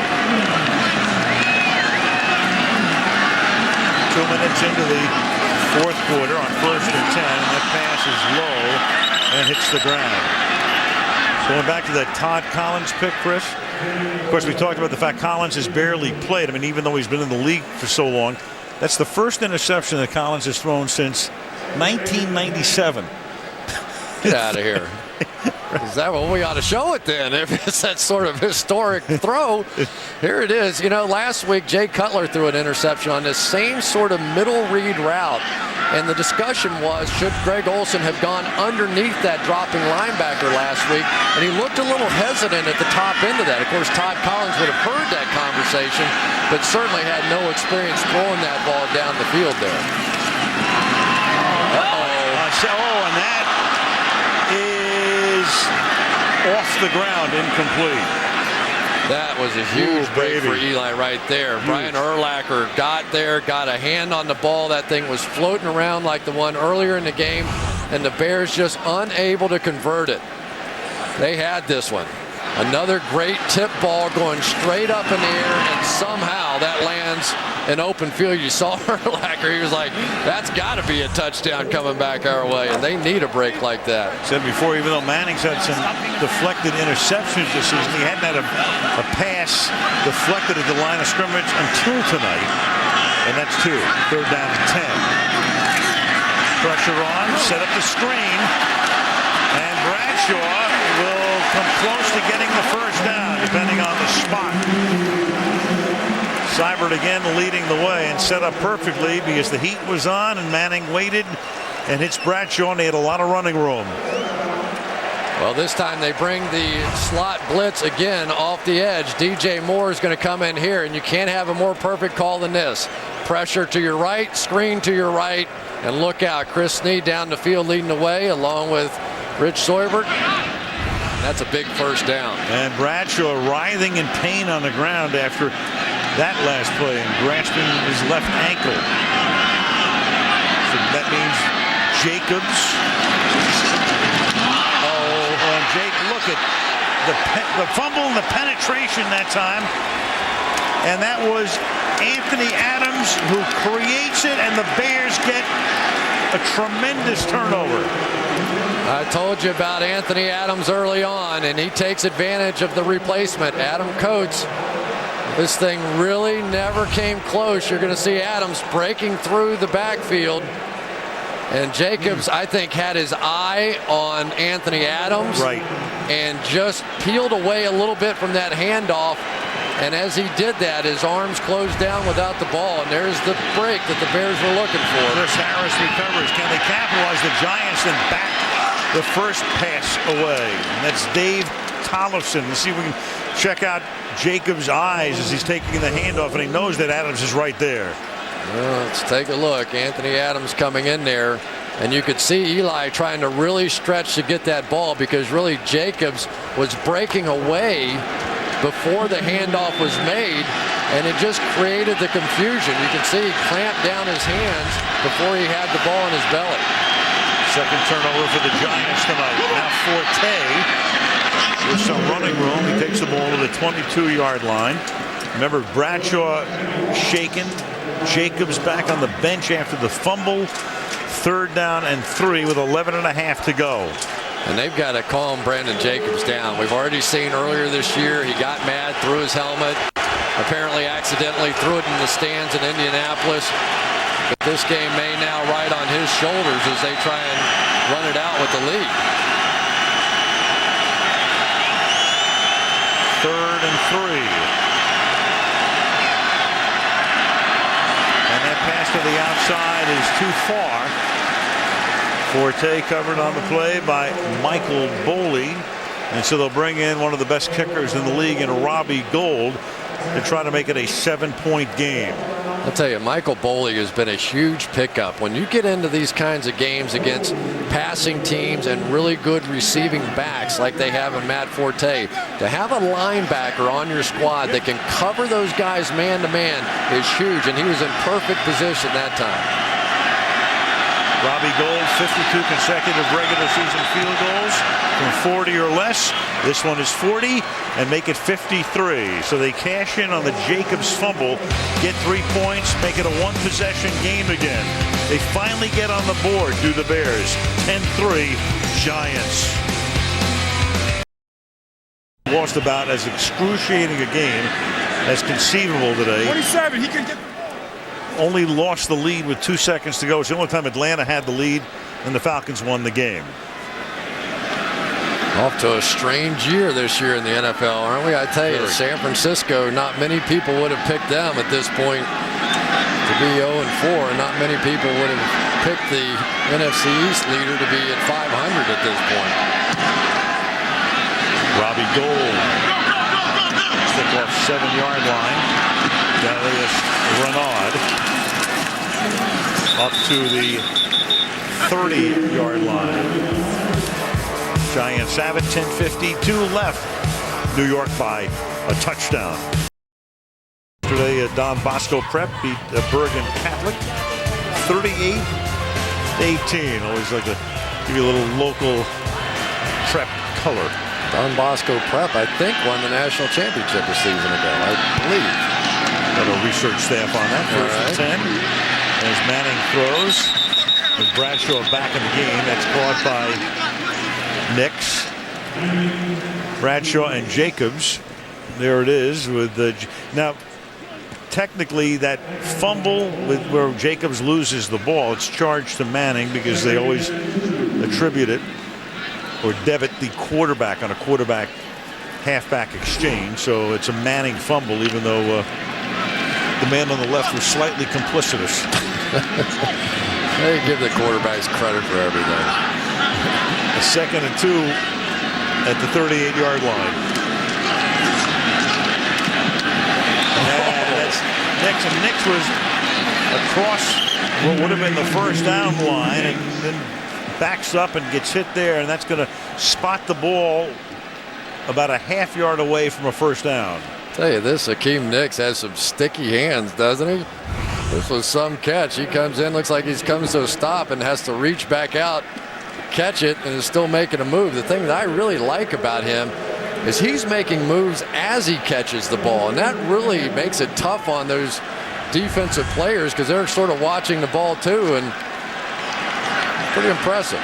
Well, Jacobs is back in now on 3rd down and 1. Come up in a tight formation. Strong side left. There goes Jacobs, and there's Jacobs to the 43-yard line. Contact at the line of scrimmage, and then he plows through, tackled by Harris on a first down. Tell you, then you're starting to see some of the power package here. Sean Andrews comes in over here at the tight end, and watch him cave this down. This is what they've been looking for. They think Andrews ultimately could end up being a guy that could play tackle for them, and this was kind of close. Let's see if Jacobs, and he almost lost the ball again. to Bradshaw. Bradshaw able to get to the outside and turns that into a nice gain as the ball will get spotted just short of a first down, and Bradshaw has now gained over 100 yards. That's 106 on 20 totes. Yeah, we were talking about it. Julius Peppers likes to crash down on those runs, so that's that little quick flip to get it out there. And there may be one defensive end in the game that can run down Ahmad Bradshaw on that play, and it was necessary. 20 carries, he had 20 on opening day against Carolina, tying a career high. Eclipses it here with a first down to the 45-yard line. Let's check in with Andrea. Well, we're not getting any more official word from the Bears about Jay Cutler's concussion, but I texted General Manager Jerry Angelo, who told me that Cutler had symptoms at halftime and they ruled him out. I asked him if Cutler would travel home from the team with the team, and he replied, "I believe he will." All right, so I'm sure there he is right there. We think that's exactly where it took place toward the end of the first half on the sack by Aaron Ross. And the Bears will next play in Carolina. We'll go to Charlotte next Sunday.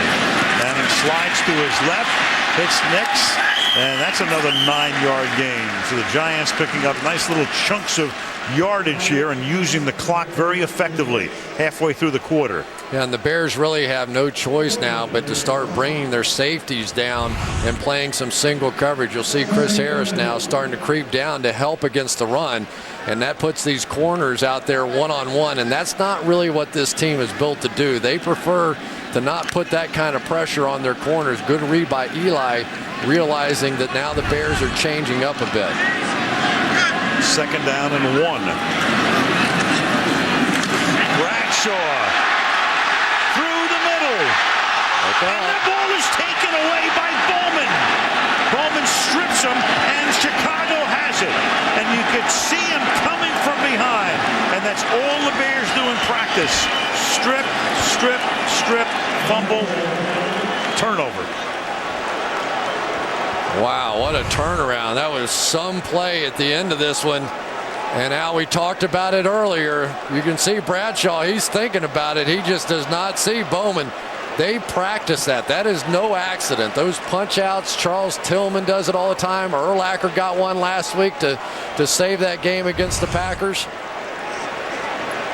So the Bears get it back at their 1.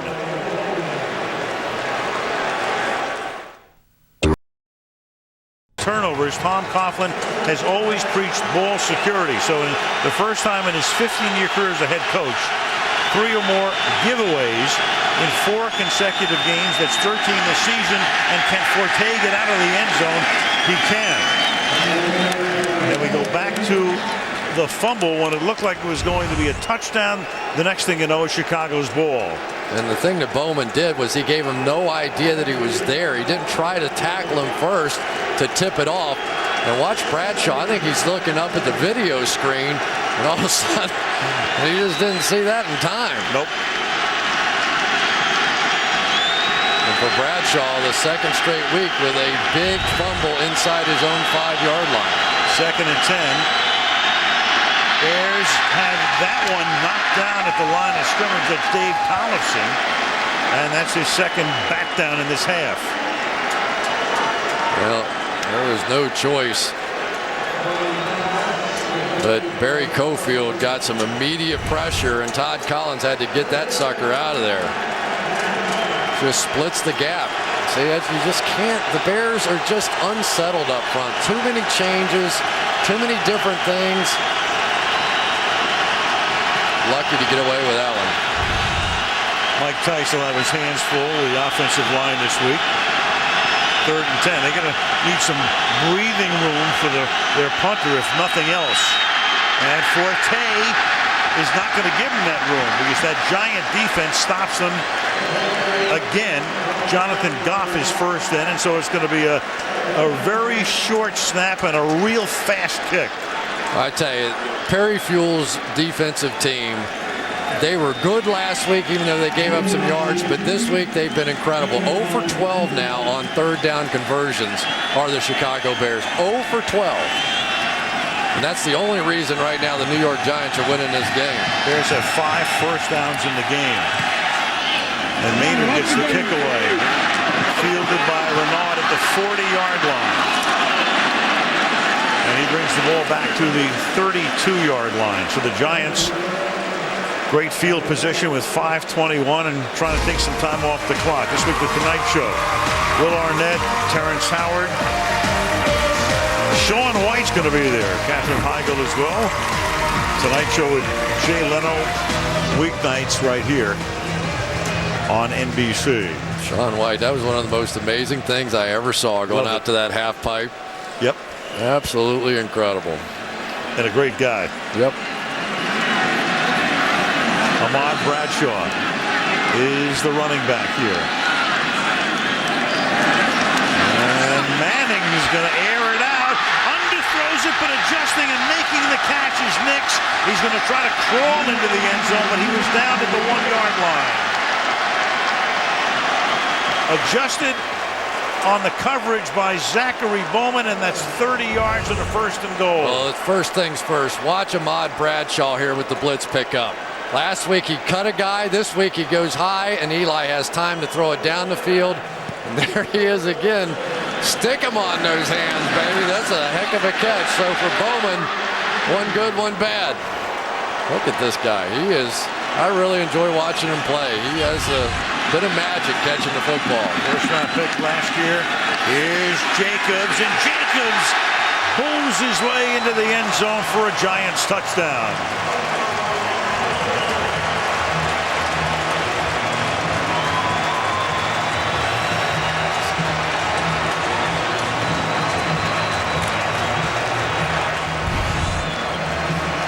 Now, Brandon Jacobs, I'm sure a little angry himself. Good double team. McKenzie with a nice block inside, and for Jacobs, he's been waiting for a moment like that. He needed one. Lance Briggs couldn't stop him. Times with the extra points, and the Giants get away with the turnover. The great thing about that turnover, it pinned Chicago at the 1. Then the short kick, good field position, pass to Nix. Jacobs takes it in. It's a 14-point game.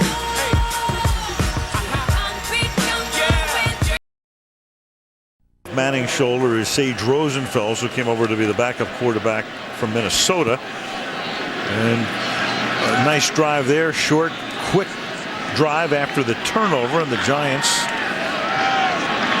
with now 325 yards total in the game to 77 for the Chicago Bears. It's fielded at the 12-yard line. Daniel Manning brings it back out to the 28-yard line.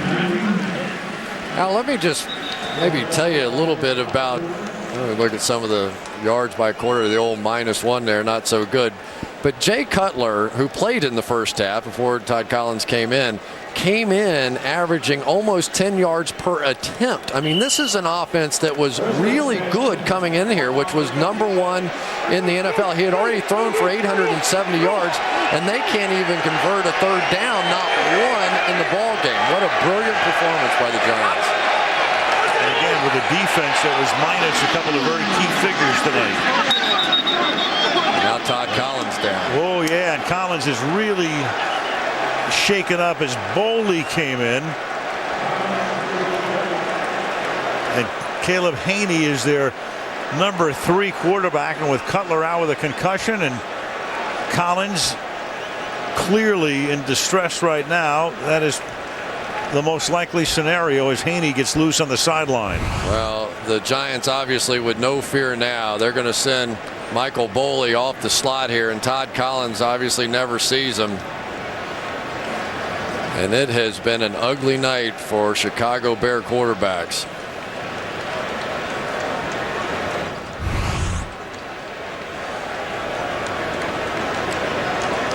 So it'll be 2nd and 5, and Haney, who's thrown 7 career passes, all of them last season,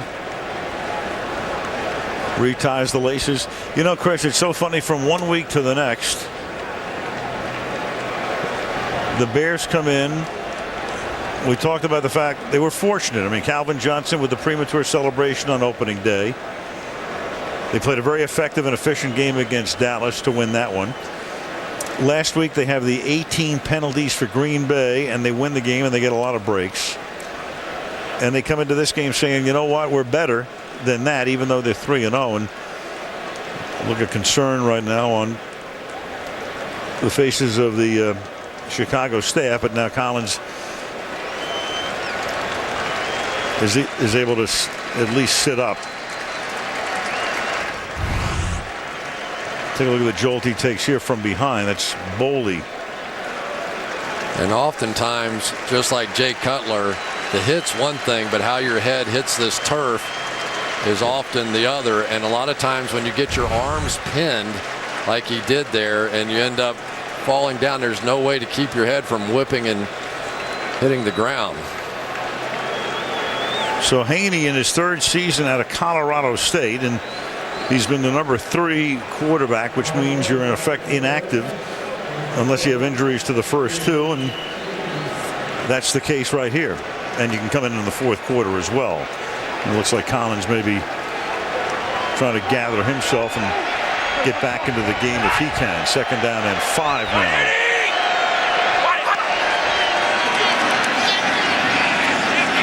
And Haney will throw it over the middle, and that would figure, huh? It's Johnny Knox. He's been silent tonight, and he makes the catch at the 42-yard line. Caleb Haney looked over to the sideline like, are you coming in to get me? And he said, heck no, that's the first down we've had in 2 hours. And there's Johnny Knox, who Perry Fewell said he thought was the #1 Bears threat. And of course, the snap count, nobody's even heard Ball Caleb start, Haney number do 78 one. offense, 5-yard penalty, 1st down. Kevin Schaefer. So 26-yard pass play.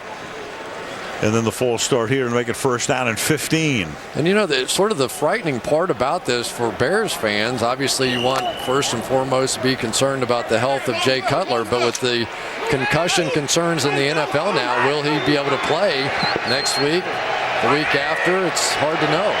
1st and 15. That's, you know, Chris, we were talking about the Bears come in, they want to show they're as good as their record. And now all of a sudden you've got some questions tonight where everybody's got to go, well, wait a minute, what happened to this offense? What's going on here? What are we doing? Yeah, especially, you know, when you consider that they just got finished playing Green Bay and Dallas, 2 of the very best defenses in football, and they beat Dallas down there and made Dallas's defense look a little vulnerable, which they very rarely do. And then to come back up here against the Giants defense that looked better last week, but you wouldn't have said with some of the injuries were, you know, top of the line. And then this. 2nd and 15. That's caught by Olsen, but that will be only a short gain, as that was thrown into a lot of traffic. And that'll make it to 3rd and long. But you think about Perry Fewell and the job that he's done now for the New York Giants. And we talked about it a little bit earlier, but Mike Martz, you anticipated, okay, it's going to take him a little while to grow into this offense. And here's a guy that was the head coach of the Buffalo Bills for a while, thought he might have gotten the job the following year as well, didn't. And for the New York Giants, with all the problems they had defensively a season ago, to get this kind of turnaround now in their defense has to be exciting. 3rd and 10. And that's exciting as well. That's Justin Tuck with the sack. And for Perry Fewell and his defense, and the story we haven't touched tonight is that Fewell could have been the defensive coordinator of either of these teams. Lovie Smith talked to him about coming to Chicago last year. Well, he's that good. There's Justin Tuck, and this isn't like an immediate protection's not too bad, but Bears quarterbacks need to get a clock out there on the practice field that goes to about 2.5 seconds, and if you don't throw it before the buzzer goes off, just anticipate a headache. Have to go for it on 4th and 18 at this point in the game. And Haney will throw, and if that pass is completed, barely matters because they're going to turn the ball over on downs to Earl Bennett, and the Giants will take over on downs near midfield.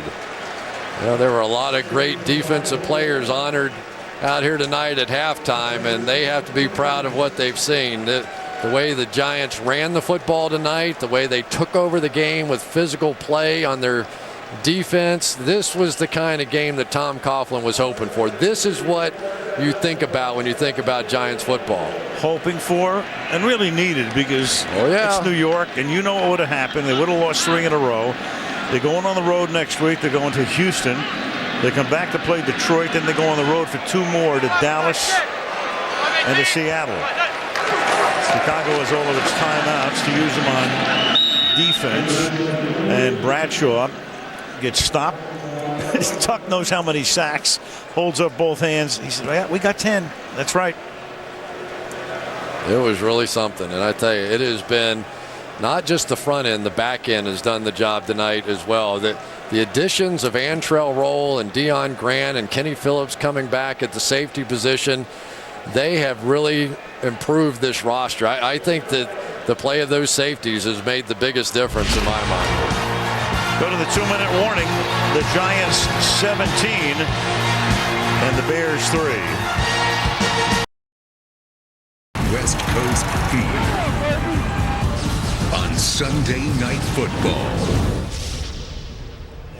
After that promo, I want to see that game. Absolutely.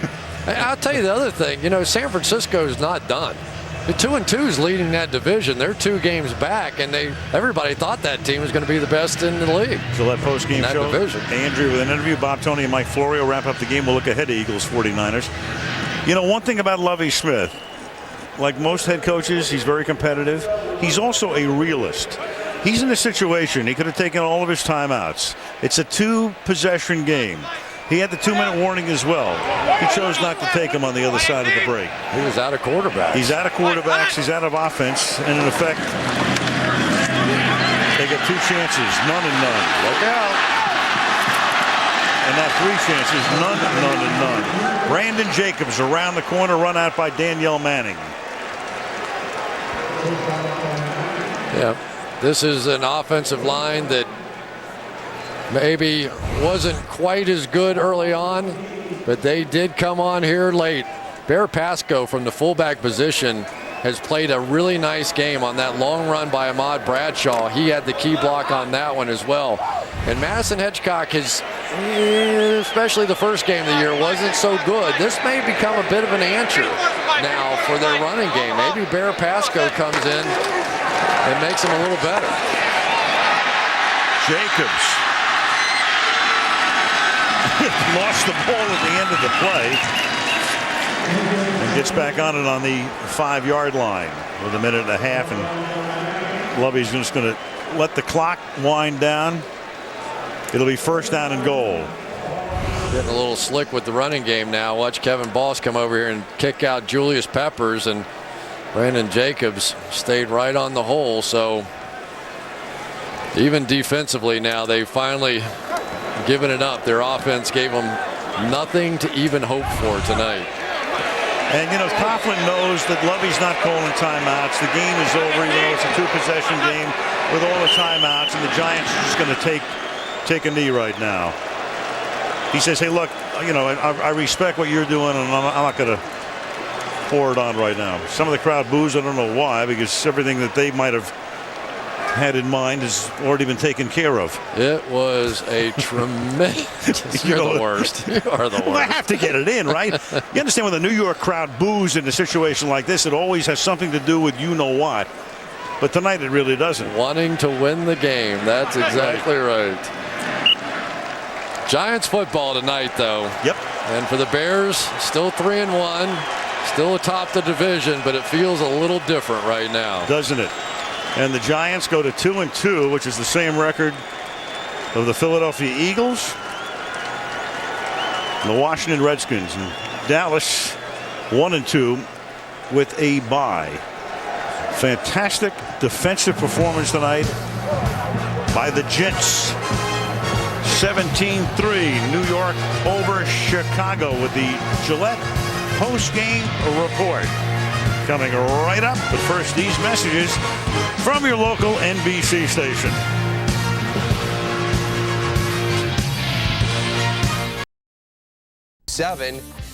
Cutler 8 of 11, 42 yards, just 110 total yards of offense by the Bears, 59 on the ground.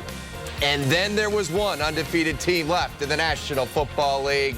Yep, your preseason Super Bowl favorite, the Kansas City Chiefs.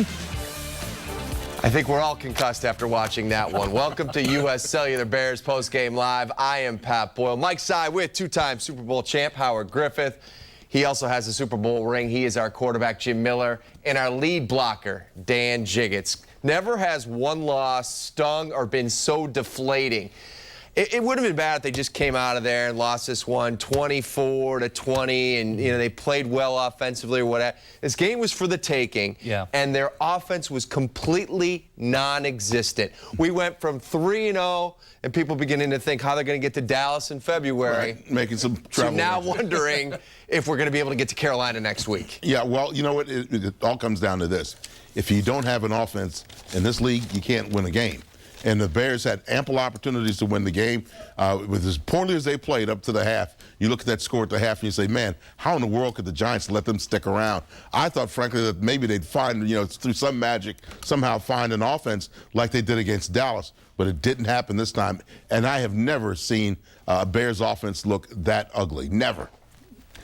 And of the 9, sacks in the first half, let's talk about why Jay Cutler left this game with a concussion, because a lot was made during the telecast. Called self-preservation. It was Jay's fault. Didn't get rid of it. Didn't have the internal clock to get rid of it in time. And there's certainly some truth to that. But it's not like the guy had, all day back there to throw. And I mean, he was feeling the heat throughout the entire first half. Yeah, and even when he won, there were a couple of times, look, he could have thrown the ball, gotten rid of it on a couple of occasions. But look, that doesn't explain 9 sacks in the first half of a football game. So you give him maybe a couple of them. You say, okay, maybe he's responsible for 2 or 3. But what happened the rest of the time? And that doesn't even count the times that he was under duress. The offensive line, horrible this evening. I mean, absolutely brutal. They couldn't figure out who to block. Yeah, and that's the biggest thing. You talk about execution or lack thereof. They didn't know who to block in many situations, and that was really one of the big problems. You talk about Cutler maybe having a couple of those sacks being on him. Well, yeah, they'd be on me as well if I was being harassed the way he was the entire game. I guess you guys want me to get started right now. Yeah, get into it. Here, I'm going to go off right now. Absolutely brutal game plan that the Bears went into. Pat diagnosed it. This was a team on the ropes. When you look at the New York Giants, you got to come in there and keep them exactly where they are. And the Bears had a whole half to do it, the first half. When you look at Howard and Jiggs, you're right, nobody knew who to block. They tried to switch other players in there on the offensive line. They didn't know who to block. So you want to what? You simplify the game plan. You run all slide protection, say QB, any hots are going to be to the strong side. When you pull out from underneath the center, that way you can see it. Jay Cutler was probably hurt the first play of the second quarter, and he was confused the whole second quarter, and that's why he didn't know who to throw to. After a while, he looked like Spicoli out there, man. Yeah. Well, if there's ever a day you needed a running game, it was also today. The game commanded it. This team gives up 136 yards a game. This was the game for the Bears to get their ground attack going. But you think about that, just a second. You think about that, you talk about making that slide protection, but that's not in Marx's repertoire of offensive protection. Yeah. And they have to be able to go to that, but they don't have it. So that puts the quarterback and your team in a tough situation. And this was against a 4-man rush. What do you mean they don't have it? I mean, when you look at what Mike Marks does, when you look at the secondary and you come out pre-snap read, the ball, you know where the ball has to go. It's already dictated. It's pre-snap where the ball has to go. Right. And if the quarterback and the receivers aren't on the same page, and more so it has to be about the quarterback putting the ball in the right spot, it just puts the offense in trouble. There were times this evening, though, where the offensive line, you understand that there are 4 guys that you're basically going to have to take care of, those 4 down linemen. You know you have to take care of those guys. There was one opportunity tonight when the left guard slides in, takes his man in, lets him go, and then he tries to go outside to get an outside linebacker who Matt Forte is supposed to be blocking. That, to me, is total and utter confusion on the part of those guys up front. Okay, they didn't know who they were supposed to block. Got a lot to get through over the next 90 minutes. We invite you to get interactive with the show. Go to csnchicago.com, click on the Bears postgame live icon. You can submit a question or a comment. Some of those comments are appearing at the bottom of your screen right now. Time for our McDonald's Angus third pounder player of the game. This was kind of tough. Each week we want you to vote on who you think the Bears player of the game is. Please log on to csnchicago.com to cast your vote. This week's choices: Brian Urlacher, Julius Peppers, Brad Maynard, or Robbie Gould. Yes, 2 guys for the defensive side, the punter and the kicker. Bears Postgame Live is brought to you in part by McDonald's, Chicagoland, and Northwest Indiana. Visit csnchicago.com after every game to vote on the McDonald's Angus Third Pounder Player of the Game. We'll have the results coming up later in this show. We started on it already, but let's get this thing going. It's our opening kickoff, and for that we begin with Dan Jiggets. Jigs? Well, I'm going to repeat it again just in case you missed it the first time. It was quite possibly the worst offensive effort I have ever seen from a Chicago Bears team. And I know I said last week there are a couple of guys on the defense that should have been embarrassed because they didn't dress out Tommy Harris. Well, guess what? This time around, everybody in the offense ought to be embarrassed because that was horrendous. Yeah, the type of effort that was put forward. But for me, hey, when you look at the NFL, it's a quarterback-driven league.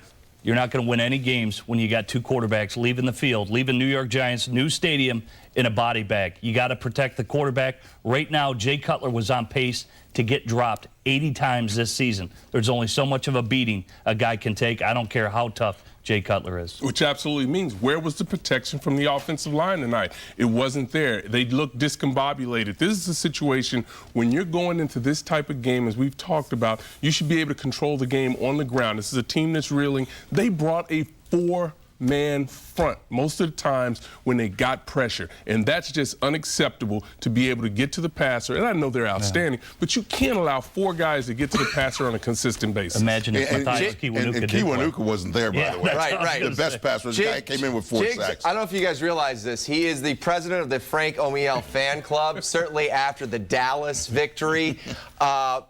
Frank had some issues out there today. Well, he not only did he have some issues, but he had plenty of company, too. Yeah, he did. He did. You know what, the whole idea, and, again, you love to see, trying to work some other guys in. But, it's like that old saying is when you're up to your waist in alligators, it's hard to remember your original intent was to drain the swamp. I don't know if you can put some guys in that situation. Like they had, they brought in a couple of new guards, they brought in new tackles, this, that, the other. Look, and on a night like that, on a Sunday night game, that's a lot to ask of some other guys coming off the bench that have not been playing. And the big indictment on Greg Olsen was certainly, he can't block, and he was going to have to improve. Looks like Brian Urlacher is stepping to the podium there in New York. Are we going to take that live, guys? Let's take it live. We didn't play good on defense. We stopped them early, all night. We made some plays on defense, we had to, just not enough. Tough to see Jay get hit like that? It's tough to see anyone get hit like that, especially our quarterback. I don't know what happened. But, he didn't go back in, so it's probably not good. Is it getting pressure on the quarterback that you think was the main problem tonight? No, it's not. We got pressure on him when they tried to throw. We just couldn't stop the run enough. There was a couple plays there that the running back busted at the end. Those are frustrating, But the ones that hurt us were during the game, early in the third quarter, early fourth quarter. 3-1 start. You guys got to be happy after 4 games. Not happy right now. Didn't see this one coming. We had a good week of practice. Just didn't play well today. And get ready to go for Carolina next week. Yet you're only down 3-0 at the half. So yeah, as bad as we played, it's a three-point ball game at half, and come out on defense. I don't know if they scored. I think we went 3 and out the first drive, and then they had like a 90-yard drive to just. I don't know what we did. They probably had some long runs, a couple long passes, but we gotta stop them. We gotta play better on defense. Brian, why were they so successful running it when the 3 teams you played before weren't able to move the ball that well against you? If we could figure it out, they wouldn't have done it. I don't know why. I'm sure there's probably in those long runs, there's got to be missed tackles, guys overrunning it. Gap control, this defense is gap control, so I'm sure there's some of that in there too. But we'll look at the film tomorrow and try and figure it out. But I don't know why. With the Giants D-line just kind of abusing the offense, did you guys ever feel like if you were going to win, the defense was going to have a strategy to its back? We just knew we had to make plays. Doesn't matter what, if offense scores 50 points, we feel that way. It doesn't matter what the situation is. We got to make plays on defense and play better. We got a couple takeaways there. Pep had a big sack fumble, kind of kept us in it, but it doesn't matter what happens on offense. We got to make more plays on defense. Brian, when Jay goes down like that, is it deflating for the entire team? Is it tough? You don't want to see your starting quarterback get hurt. Jay's a great player. We don't want to, and everyone wants to see him get hurt. But But even if he's in there, we gotta play. It doesn't matter what they do. It matters what we do on defense. You know, we can't look at what our offense does. It has no bearing on what we do. We got to play better no matter what. Anything else for Brian? Well, there's a look at the numbers after the 17-3 loss at the new Meadowlands. 110 total yards for this offense, 59 on the ground. Time of possession, 33, almost in a half minutes to 26-35. 3 turnovers aside. This certainly was not on the defense. Defense kept them in this ball game the entire night. They did develop a bit of a running attack there in the third and fourth quarter. Well, that's after, you know, the defense has been out on the field forever, too. Exactly. As we were talking about during the course of the game as we were watching it, the game was there for the taking. Unfortunately for the Bears, they had no offensive effort tonight. And as a result of that, they go home with their tails between their legs because the offense got his brains beat in tonight. This is one of the emails coming in to CSNChicago.com. Jay in Vernon Hills says, speed bump or beginning of the end? I think that's the question right now. Everybody is kind of questioning as they watch this game. Is this just a hiccup? Is it fixable? Or is this the glaring issue that's going to prevent this team from winning the NFC? I mean, you have to question because at least in the first 3 games, the Bears had an answer. Like I said, versus Dallas, they went to shorter passes, 3-step drops, the quick game. They hit the pop pass for Greg Olsen for the touchdown. This game, it's like there was not an answer. There was nothing the Bears could turn to for them to hang their hat on. See if Lovey has some answers. You know, tough loss for our football team tonight. Felt like we were ready to go, ready to play. You know, the best game we played all year. Of course, it didn't turn out that way. Hit the injuries first here. Lance Lewis, of course, went out with the knee. Don't know the, you know, all these guys, of course, are down right now. Don't know the extent of the injury. Jay Cutler has a concussion. Nick Roach has a stinger. And Todd Collins went down with a stinger also at the end. You know, it's talking about the offensive side of the ball. You know, when you get pressure like that, it's just tough to do anything. Of course, tough on the quarterback. Tough to get anything going, of course, passing game, running game. We tried a lot of different combinations to try to offset that rush a little bit, whether it's chipping, keeping a tight end in. And then we just have to do a better job blocking. You can only do so much with that. So offensively, of course, that's the story. Not being able to handle their pressure. Offensively, that's the story. Defensively, guys hung in there, but it's our defense outplaying theirs. And we didn't do that tonight. Again, defense hung in there pretty good on third downs, did a few good things, but not enough takeaways. And the second half there, especially in the latter part of the game, we kind of broke down a little bit as far as stopping their run. So tough day. Special teams didn't get a lot out of them. Just a total team loss for us. We realized how it looked tonight, which was bad, but this is one game. That's the bright part of it. If there's something positive, it only counts one loss. Finish up this first quarter 3-1. And we'll go back to work tomorrow and start trying to fix some of these things. I'll take your question. Do you need to evaluate some of the offensive play calling? You've given up 8 sacks. You're under 19, and Jay drops back with less than a minute to play, takes another sack. We're constantly evaluating everything we do. So we're going to go through the same process again.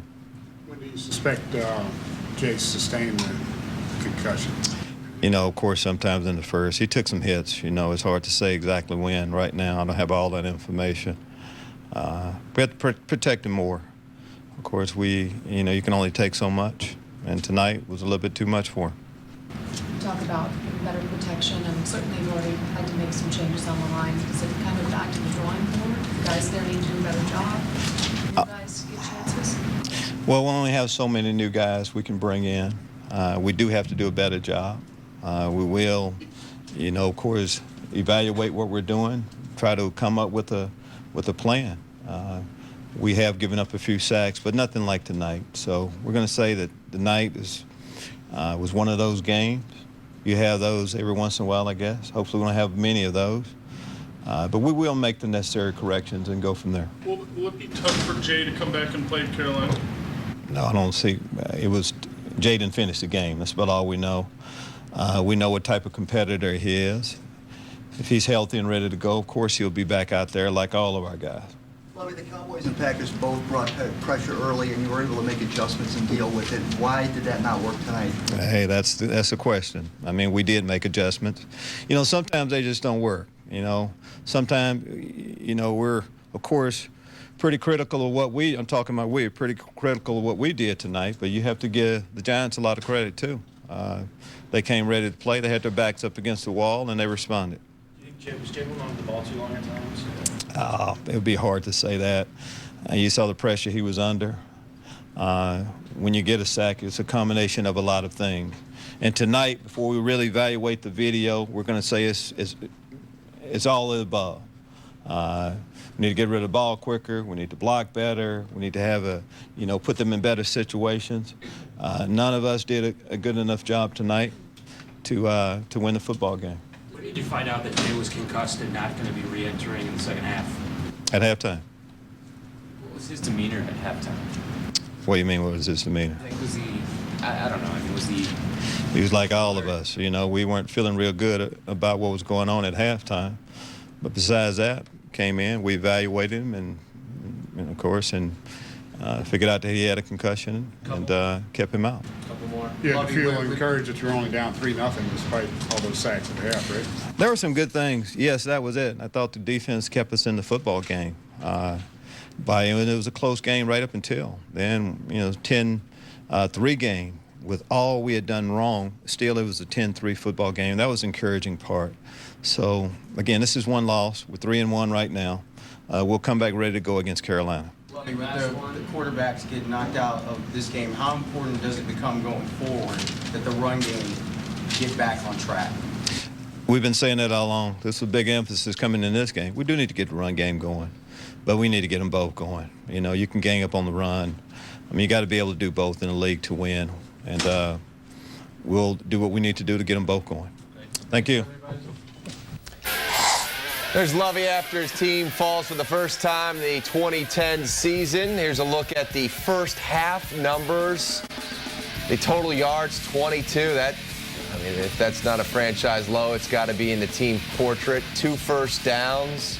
The third down efficiency was horrendous. Did we get a? They didn't get a first down. Yeah, that's 0 for 13. 0 for 13 on third down. 0 for October. Well, yeah. It's interesting. Somebody brought up a great question, and we've been talking about it forever, and why you have to have a run game. This was a perfect game for you to be able to line up and run the ball, because the other team was not going to run away from you. They were there for the having, if you will, all the way up to the third quarter of that game. And the Bears just simply have not bothered to get that run game going. And now you understand why, because there are going to be some days when that passing game is just not going to work for you. How about the New York Giants' first down passes? A lot of times they ran it straight out of play action. One, because we know they're a downhill running team. You have to respect the run game. And even later, when they started to make some hay in their run game, they stuck with it. They stick with who they are. It was play action on first down. They get fined 8 yards, and then they tried to pound it for the first down. So at least they stuck with what their identity was. But I think conversely, like what Jiggs is talking about, the Bears have none of that. They have none of that on the plate for their first and second down calls in terms of play action pass or the run game. Yeah, but I think part of the problem is that they've tried to run the football. It's not like they haven't gone out and tried to run this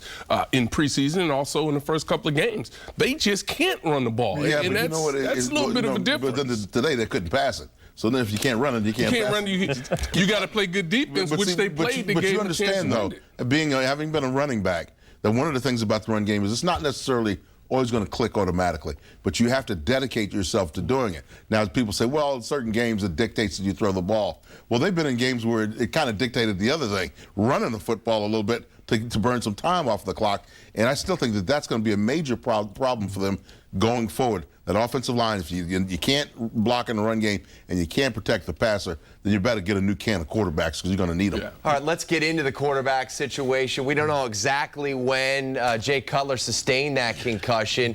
But as we go 15 on 6 and have, our quarterback break it down, you thought it came somewhere in the second quarter. Could have been that Umenyiora play on Olsen. Definitely. There's a dash play called by Mike Martz and it's a great play call. You're trying to get Jay Cutler out of the pocket on a dash play, and Osi Umenyiora, Greg Olsen misses the cutoff block on the backside, and he gets basically a 40-yard dash to just tee off on Jay Cutler from behind. So to me, it happened early second quarter, and I've been in those situations where you're kind of shaking out the cobwebs, so to speak, for the rest of the quarter, and unfortunately for Jay, he was unable to do it because he missed a couple of hot reads that Right. Chris Collinsworth pointed out. Earl Bennett he across the middle, But some see, check this downs. situation here, this is on him.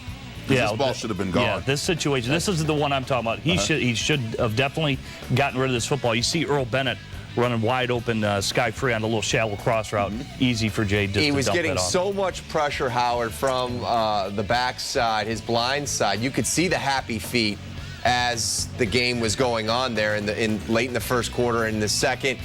And even you have to wonder if he was concussed, say, sometime in that first quarter or early second quarter, if some of the decision-making was or the lack of decision-making or poor decision-making was because he was concussed or had symptoms. Well, when you're under duress, a lot of things happen, and not to mention if he had been concussed at this point.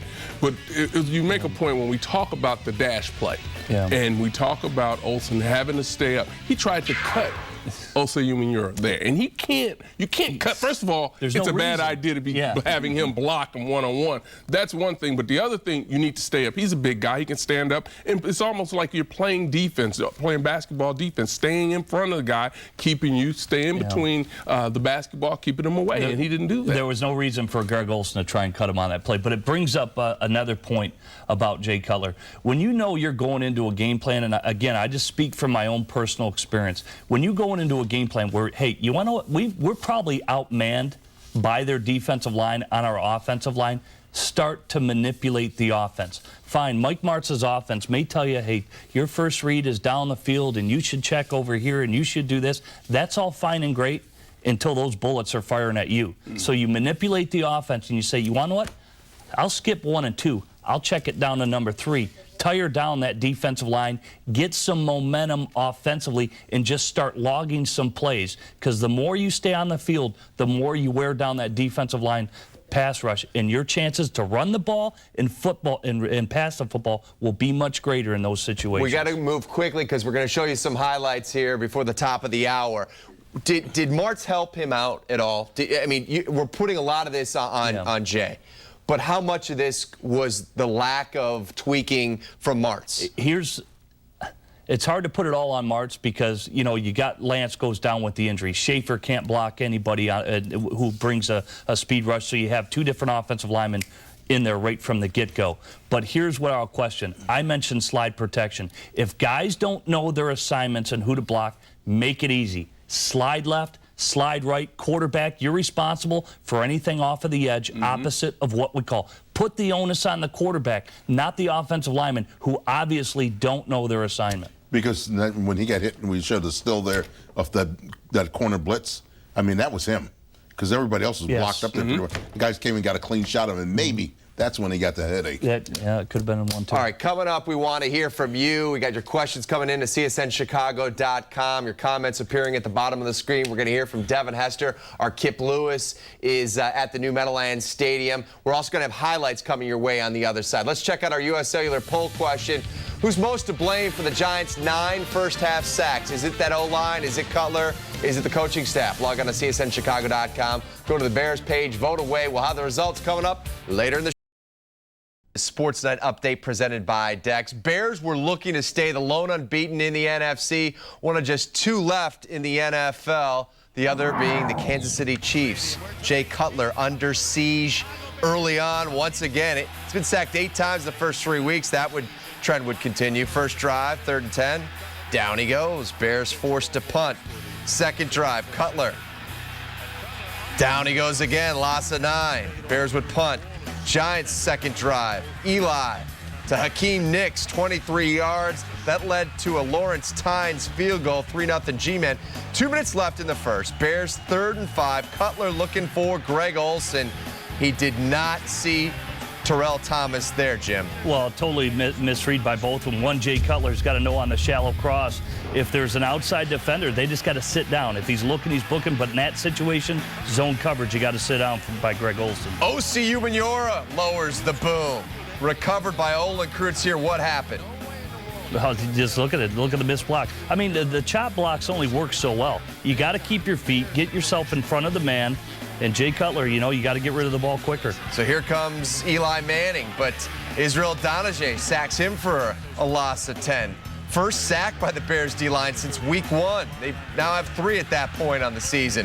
11 minutes left. Cutler in the pocket, sacked by Justin Tuck. Another fumble. This one recovered by Matt Forte. 10 minutes left. Cutler drops back. Hit as he throws. Fumble counts as a sack. Giants recover. Second turnover by Cutler in the first half. Bears next drive.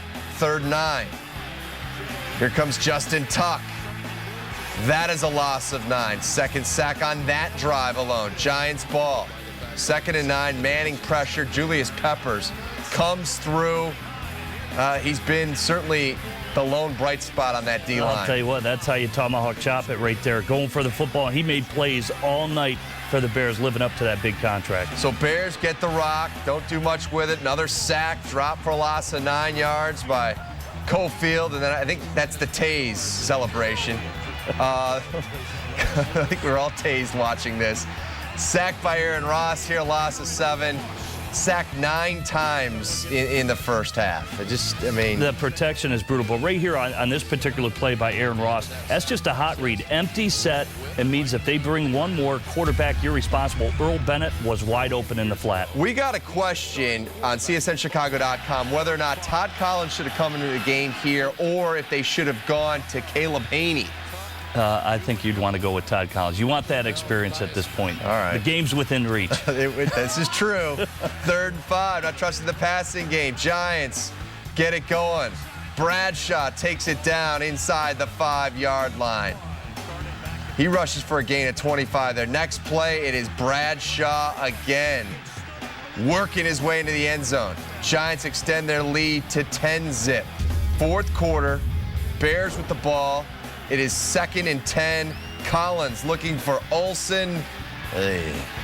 Picked off by Deion Grant. Second Bears interception, or Giants interception of the game. G-Men with the 12 minutes left. Chris Harris recovers the fumble there. That led to a Robbie Gould field goal. All right, you're thinking, hey, they're in it. Down 7. 7 to go. Bradshaw breaking through the line.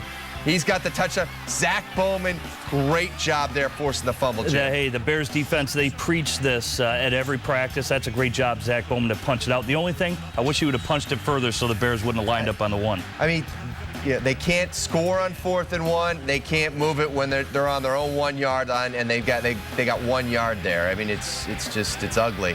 A little lucky here for Eli as they come back here and pick up some yardage here, but just like Caleb Haney and Collins, and I mean everybody was getting hit. Yeah, well, look at here with Todd Collins. I mean, he didn't even know that he was hot on that play. I mean, that's why he's sitting on the sideline. Caleb Haney gets to take his beating right now. So the G-men go on to beat Lovey's Crew. 17-3 is your final, and everybody wants to know, Jim, at 3-1. Is what we saw tonight fixable? Yeah, I think like anything else, you got to go back to the drawing board. What do we do well as a football team? One, at least in the first 3 games, what I've diagnosed, they're a very good screen team. At times, they've thrown well down the field, but that all depends on the pass protection. They have to find out who are our best 5 offensive linemen and go with it.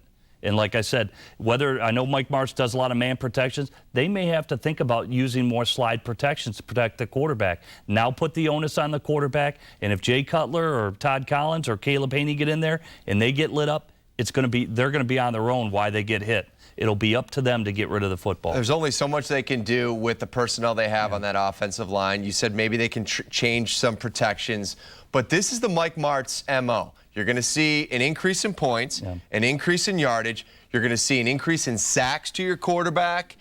And that's exactly what we saw tonight. I mean, is this just a product of the Mike Martz system, and this is kind of what we're going to have to deal with? Obviously not to this degree, but...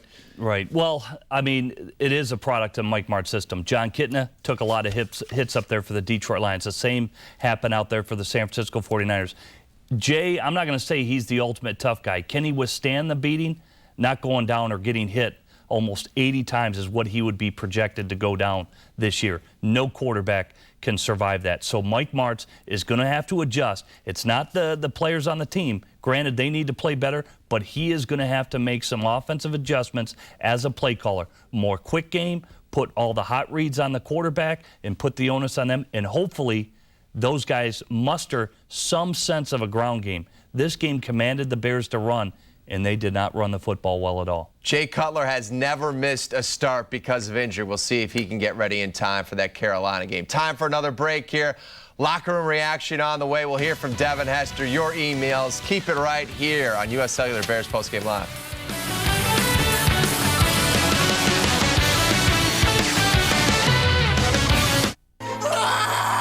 Where's my husband? I'm sure he'll be here any minute. I need something. Everything's going to be okay. What am I going to do now?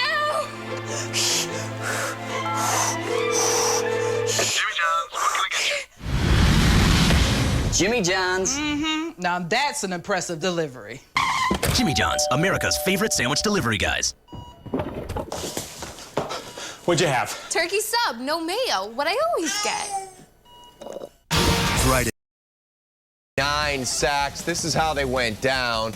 The Giant that registered the sack and the person that he was lined up over. As you can see, Manamaliuno is on there a couple of times. Olsen is up there once. Omiel only up there once. Kevin Schaefer up there. Pretty much like a team effort, right, in this department. It wasn't just one guy that was getting beat. It was a collective. It was a collective accomplishment tonight by the Chicago Bears. And again, it just goes down to one: when you go into a game, especially when you know that the Giants are real, you got to have your mind right. To me, when you look at the offense as a whole, not one of those guys offensively had their mind right to play tonight. Had to be a humbling experience for that offensive line. Kevin Schaefer, the Bears tackle, is standing by live with our Kip Lewis in New Jersey. Take it away, Kip. All right, Pat, thanks. I am with Kevin Schaefer, and I guess a rough night all around. When your quarterback gets sacked 9 times in the first half, obviously it's not all on the offensive line, but it can't be a good thing to see and a good feeling for you guys. Definitely a rough night, definitely a sloppy night. You know, you never want your quarterback to get hit. You know, it's our job to protect them. That didn't happen so well tonight. You know, they did well on defense. They had a good scheme, and they came after us, and they did a good job. You guys have faced some good defensive fronts this year, some of the best in the league. What was different about this New York Giants front tonight than maybe some of the other teams you've seen? You know, I don't know what it was. They brought guys from all over the place. I know that. You know, once they got some momentum going, it was noticeable, you know, in their stadium and you know, the crowd, you know, did a good job. And I'm not really sure what it was, to be honest with you. Jay's a guy, obviously, that shows emotions when things don't go well. When things started out rough, what was said on the sidelines? How did you guys try and fix it? Sort of what was Jay's mentality like in there at that time? Well, as an offensive line, I mean, we wanted to get together. We wanted to get things right. You know, we wanted to keep Jay clean. He's good about keeping his composure. He doesn't come over and say too much to us. I mean, he's a tough guy, tough quarterback, and when he gets hit, he normally just pops right up. It's great to see. You know, that's good for an offensive line, too. We like to see that. Of course, we want to keep him as clean as we can, and unfortunately, that didn't happen too much. The fact is, though, I mentioned you guys have played so many good defensive fronts this year. A lot of just defensive line, a lot of good front sevens. How much do you think that can help you guys, though, going forward down the road, knowing that, hey, maybe we've seen some of the best that we're going to see all season? Well, it is great, especially from a scheme standpoint. You know, it's good to see so many different schemes early in the year. It's just another thing we have in our memory bank, another thing we can go over. You know, tomorrow we'll come in, we watch the film, we talk about what they did and how we can change that. And, you know, they got a great, you know, front 4, front 7 guys, and, you know, and they showed tonight. Finally, after a game like this, you're sort of already anxious maybe to get back on the field again and wipe this game out of your minds? Oh, yeah. I mean, you know, this is the NFL. The thing is, you know, everybody has a game like this, but the thing you got to do is you got to turn your back on it. You got to learn from it, then turn your back on it, and just come back next week as a brand new week. It starts over 0-0 again, and we got to prepare just like we always do. But you just got to totally turn around and look forward. All right, Kevin, appreciate your time, guys. Kevin Schaefer, let's go back to you guys in the studio. All right, Kip and Kevin, thank you very much. Let's talk a little bit about this offensive line. How much of this, Jigs, goes on Mike Tice? You know, brought here ahead of Mike Martz being hired, which is interesting in itself. Head coaching experience, you know, said he was going to get this group and meld them together. Hasn't had Chris Williams to work with quite much at all. Your thoughts on what Tice has done, how much responsibility you put on him? Whenever you run into a situation like this, those guys go into that meeting room as a group. Their offensive linemen look at it like it's on all of us, and that includes the coach. The problem is, though, is that if you don't have some techniques that you can use during the course of a game, when something really gets wrong, like, when they got a free guy coming all the time, you have to stop and think about that and say, well, wait a minute. It's not that hard to switch it up during the course of a game. You kind of do what you have to do to win a football game. And we're talking about, and Jim brought this up, the slide protection. It's really kind of simple. If if they're loaded on one side, you slide to that side, pick up the guy that's usually to your outside, okay? And then send the back the other way to pick up usually it's a smaller person that's coming off the end, so you match them up big on big is what you try to do. It's not really all that difficult to do it. And that's why I don't understand why it didn't happen tonight, because it sure as heck could have helped a lot. And you're asking tight ends to stay in and block defensive linemen who are all pros and pass rushers? Come on, that's not. That's a formula for disaster after a while. And we talked about this also with the no audibles in Mike Martz's system. And let's talk about it from the quarterback's perspective. The play is called. You get to the line of scrimmage. You can sense where see the mic. You know where the pressure is going to come from. A lot of times you say to yourself, you might check into a run and go at where the pressure is. Right? Isn't that a good way to? Sometimes normally run, you'll check away from pressure. When you're talking about blitz and a pass play, you want to throw into the pressure because that's going to be the voided area. With it, some philosophies are you throw away from pressure, but to me, again, from experience, you normally get bigger plays when you throw into the voided area when they blitz, because that's the area that's going to be voided. Now, what about the audibles and the lack thereof in the Mike Martz system? Is that something he's going to have to? I mean, we always talk about the greatest show on turf. That was a long time ago, guys. Right. That wasn't like 2 years ago. Yeah. It's fine to not have audibles, but like when Jay's in situations where he's an empty and he knows he's going to be hot or have a free blitzer who's going to come in unblocked, he has to know where the outlet is. And the outlet was to the flat to Earl Bennett. It's fine not to have an audible, but you better, as a quarterback, have an answer to protect yourself that, hey, I know where I'm going with the ball if this situation does arise. You don't necessarily have to have an audible, but you better know where you're going with the ball. Yeah, but I think one of the problems is, especially when you talk about the days in St. Louis, when you talk about Mike Martz, he had Hall of Famers on the team. Yeah. At the offensive line, the running backs, the quarterbacks, he had players that can make plays that were familiar with that system. The other things, Jigs, when you talk about being able to make some adjustments from an offensive lineman standpoint, keep in mind, this is not Mike Tice's offense. So he's not as familiar as he would be if he had brought in his own normally what you do is, what normally will happen is an offensive coordinator will allow the offensive line coach to do what they need to do to give you the proper protection. So if you say, hey, look, you know what, this is not working, we got to do something, fine, you guys work it out. In some cases, it calls for the back making an adjustment, so he's not on the backside trying to block a 290-pound defensive end. I think he'd be fine with that. Put him on a safety or something like that. But you work things out. You don't just sit there and go, well, I guess we'll have to wait until next week. Because you know what's going to happen here? I will guarantee you Carolina will be running the same stuff. Oh, yeah. Guarantee it. Better yet, I heard something from Schaefer. I don't know what happened out there. Are you kidding me? Yeah. That's a good way to get away from the microphone. Yeah. And you talked about Mike Martz had Hall of Famers in St. Louis. He had Orlando Pace. We had Orlando Pace last year. Yeah, but he's a little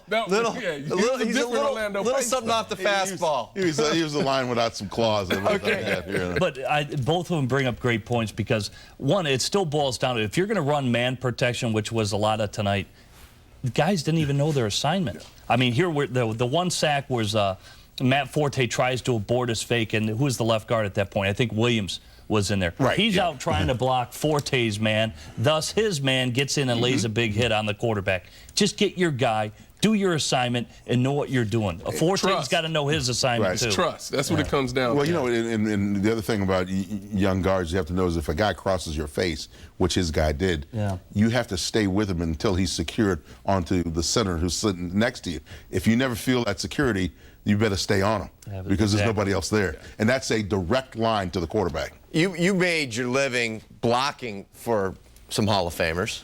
And when you take a look at it, what do they miss? They don't have the true fullback. And then Des Clark is inactive for this game.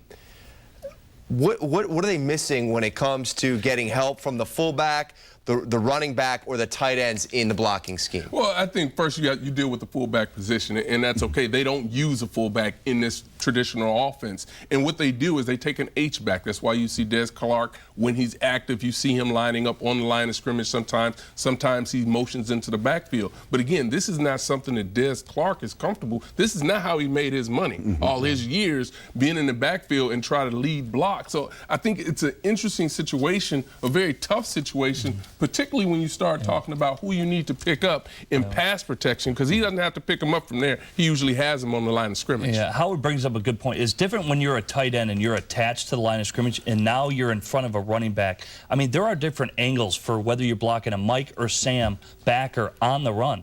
And these guys don't know the leverage of when you need to go in, you know, lower your shoulder, lower the boom, and the technique that's necessary, plus to keep your feet moving to push and open up that hole. There is two totally, completely different and the angles other thing that is, you're looking if at. you sign a tight end like Molly Maliuna to come in, and everybody's saying, well, he's just another tackle. Well, then he has to block like another tackle. Right. Because they invested a lot in him, and then you have to find out whether or not he can really do it or not. Tonight, not so much. And he was on our list of giving up at least 2 of those sacks of the 9 in the first half. Olin Kreutz is the leader, no matter what you say, of this locker room, certainly on the offensive side. Here's what Kreutz had to say after the humiliating loss against the Giants. Frank playing left tackle worked. We lost Lance Lewis tonight. You know, some guys are playing hurt out there. We shuffled in some guys here and there. So we tried everything we could to give the Giants all the credit in the world. That the defensive line, they played lights out tonight. Did the Giants do anything different schematically than what you prepared for in the week leading up to the game? No, not at all. They just came out and beat us.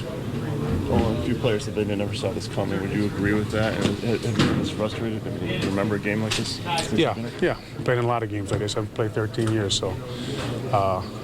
Again, one off the back of my head was played Green Bay the last game of the year, and I think it was 2003, and we gave up 15 sacks that day. I think I broke the record. So I've been in games like this before. The great thing is that game against Green Bay in 2003, I think with Chad Hutchinson at quarterback, that was the last game of the year. The great thing about this time is we get to come back and play next week. So. Like I said before, the NFL is a humbling business. It always has been. Those guys are great players across the way. Sometimes you get your ass kicked, and we did tonight. Yeah, they did. Right. Yeah, they did. Here's a Patrick in Santa Clarita, California. Where's that, Jigs? You know where that is? I think that's north, isn't it? Is it north? I think so. Has Jigs replaced the Kool-Aid with something stronger yet? I did. Good for you, my friend. We need a new sponsor for gotta the wait show. till I get home. What'd you think about what Olin Kreutz had to say? I mean, everybody, you know, the funny thing is when you look at the NFL from week to week, it is tough to figure out this league. Because you say, well, you know what, they lost to a good team. But you're seeing teams go out there and just lay an egg one week against a team that you think stinks. Yeah. And then the following week, they go out there and they look like world beaters. And that's kind of where you are right now with this Bears team. You really don't know what you have. One of the things that Olin mentioned, and there's always elements of clarity in what Olin talks about, because that's the way centers are usually. When he talked about rotating guys in because of injury, that can lead you to a disastrous outcome. When you start taking offensive guards and tackles and popping guys in and out, and you saw a lot of that in tonight's game, because the communication factor is so important and understanding what the guy is going to do that's standing next to you. If you don't have that down pat, chances are your quarterback's running for his life, and that's what happened. And it brings up the greater question when you do have that many guys rotating in. You got to scale it back. You simplify it. You can't expect the guy who's sitting on the sidelines, who's not your starter to begin with, Williams again, to go in there and run the same protections, the same plays of what your starter, Lewis Lance, who was in there. I mean, you have to make adjustments. At that point, there were 3 different offensive linemen that were in there. You have to adjust as a play caller and what you are trying to accomplish. And give us 2 plays that you think would have been effective on this night. 2 things that they could have done scheme-wise to combat what was happening with the Giants. One, when you fire protect, which is a 3-step drop, the offensive line has to fire out, not drop step back. So that was a mistake by Frank Omiyale that should be corrected. And it's as simple as listening to the play call in the huddle, because I guarantee it's called like fire 372 or something like that. There's normally a word that indicates what you have to do. And again, I go back to the slide protections. I also wanted to see more stick routes. You saw the Giants off of play action, a lot of deep boom, boom, then they'd stick and run a curl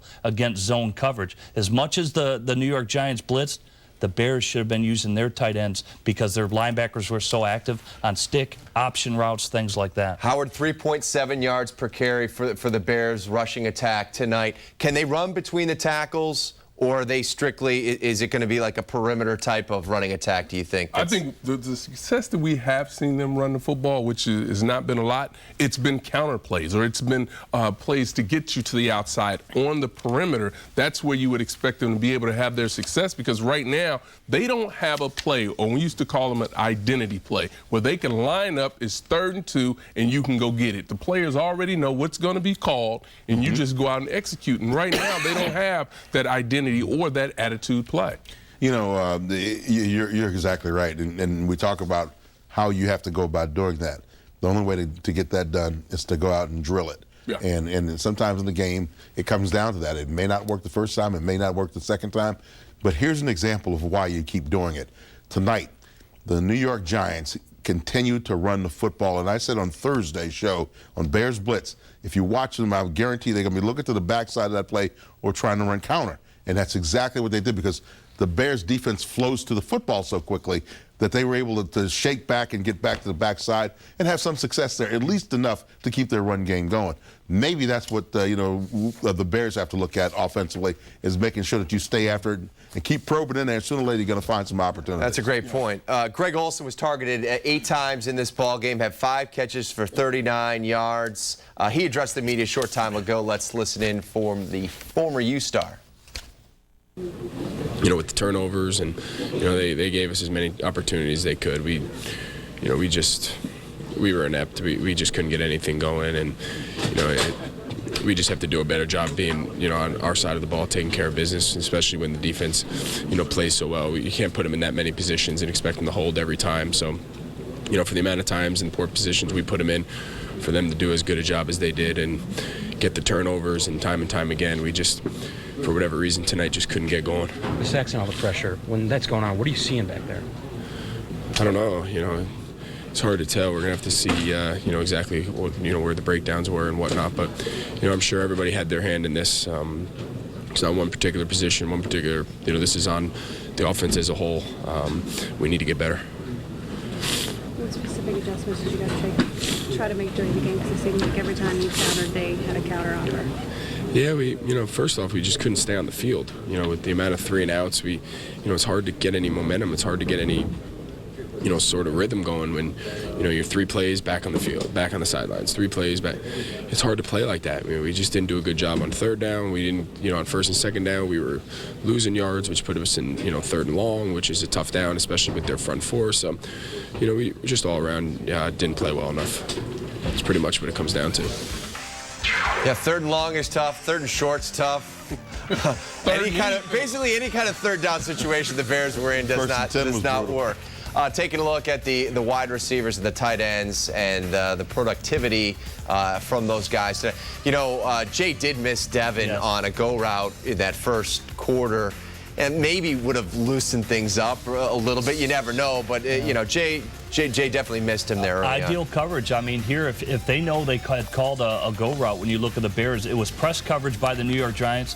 Hey, drop back 5 and let it rip. Keep your eye on the safety who's in the middle of the field and let it rip. Jay underthrew it because he padded the ball too long. That is, it goes back to not every throw is a 60-yard throw. The longest pass you should actually complete is about a 45-yarder when you're trying to call like a go route or a 9 route on the outside. That play definitely should have been up a lot sooner by Jay Cutler. Because Devin beat him right now, right off the line of scrimmage. He was gone. That's where the play's won or lost, right there on press coverage. Look, I understand Devin Aromashodu is in the doghouse right now, right? Targeted 10 times in week 1.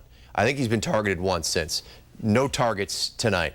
Shouldn't a guy in a pass-friendly offense get an opportunity to get himself out of the doghouse? You would think if he's in there for the lack of running pass routes, that's probably not. I'm kind of starting to think that when they do run the ball or they're throwing screen plays, he's not blocking downfield. And I think that may be where his issues lie. Making the effort to block downfield may be his problem. All right, coming up, we're going to hear from John Moon Mullen as he will join us live from the new Meadowlands after the tough 17-3 loss. Coming up, though, we want to remind you to vote on our McDonald's Angus Third Pounder Player of the Game each week. We want you at home to vote on your Bears Player of the Game. Log on to csnchicago.com to cast your vote. This week's choices are Brian Urlacher, Julius Peppers, 2 teamed up on a turnover, Brad Maynard, or Robbie Gould. Bears Postgame Live, brought to you in part by McDonald's of Chicagoland and Northwest Indiana. Visit csnchicago.com after every game to vote for your McDonald's Angus Third Pounder Player of the Game.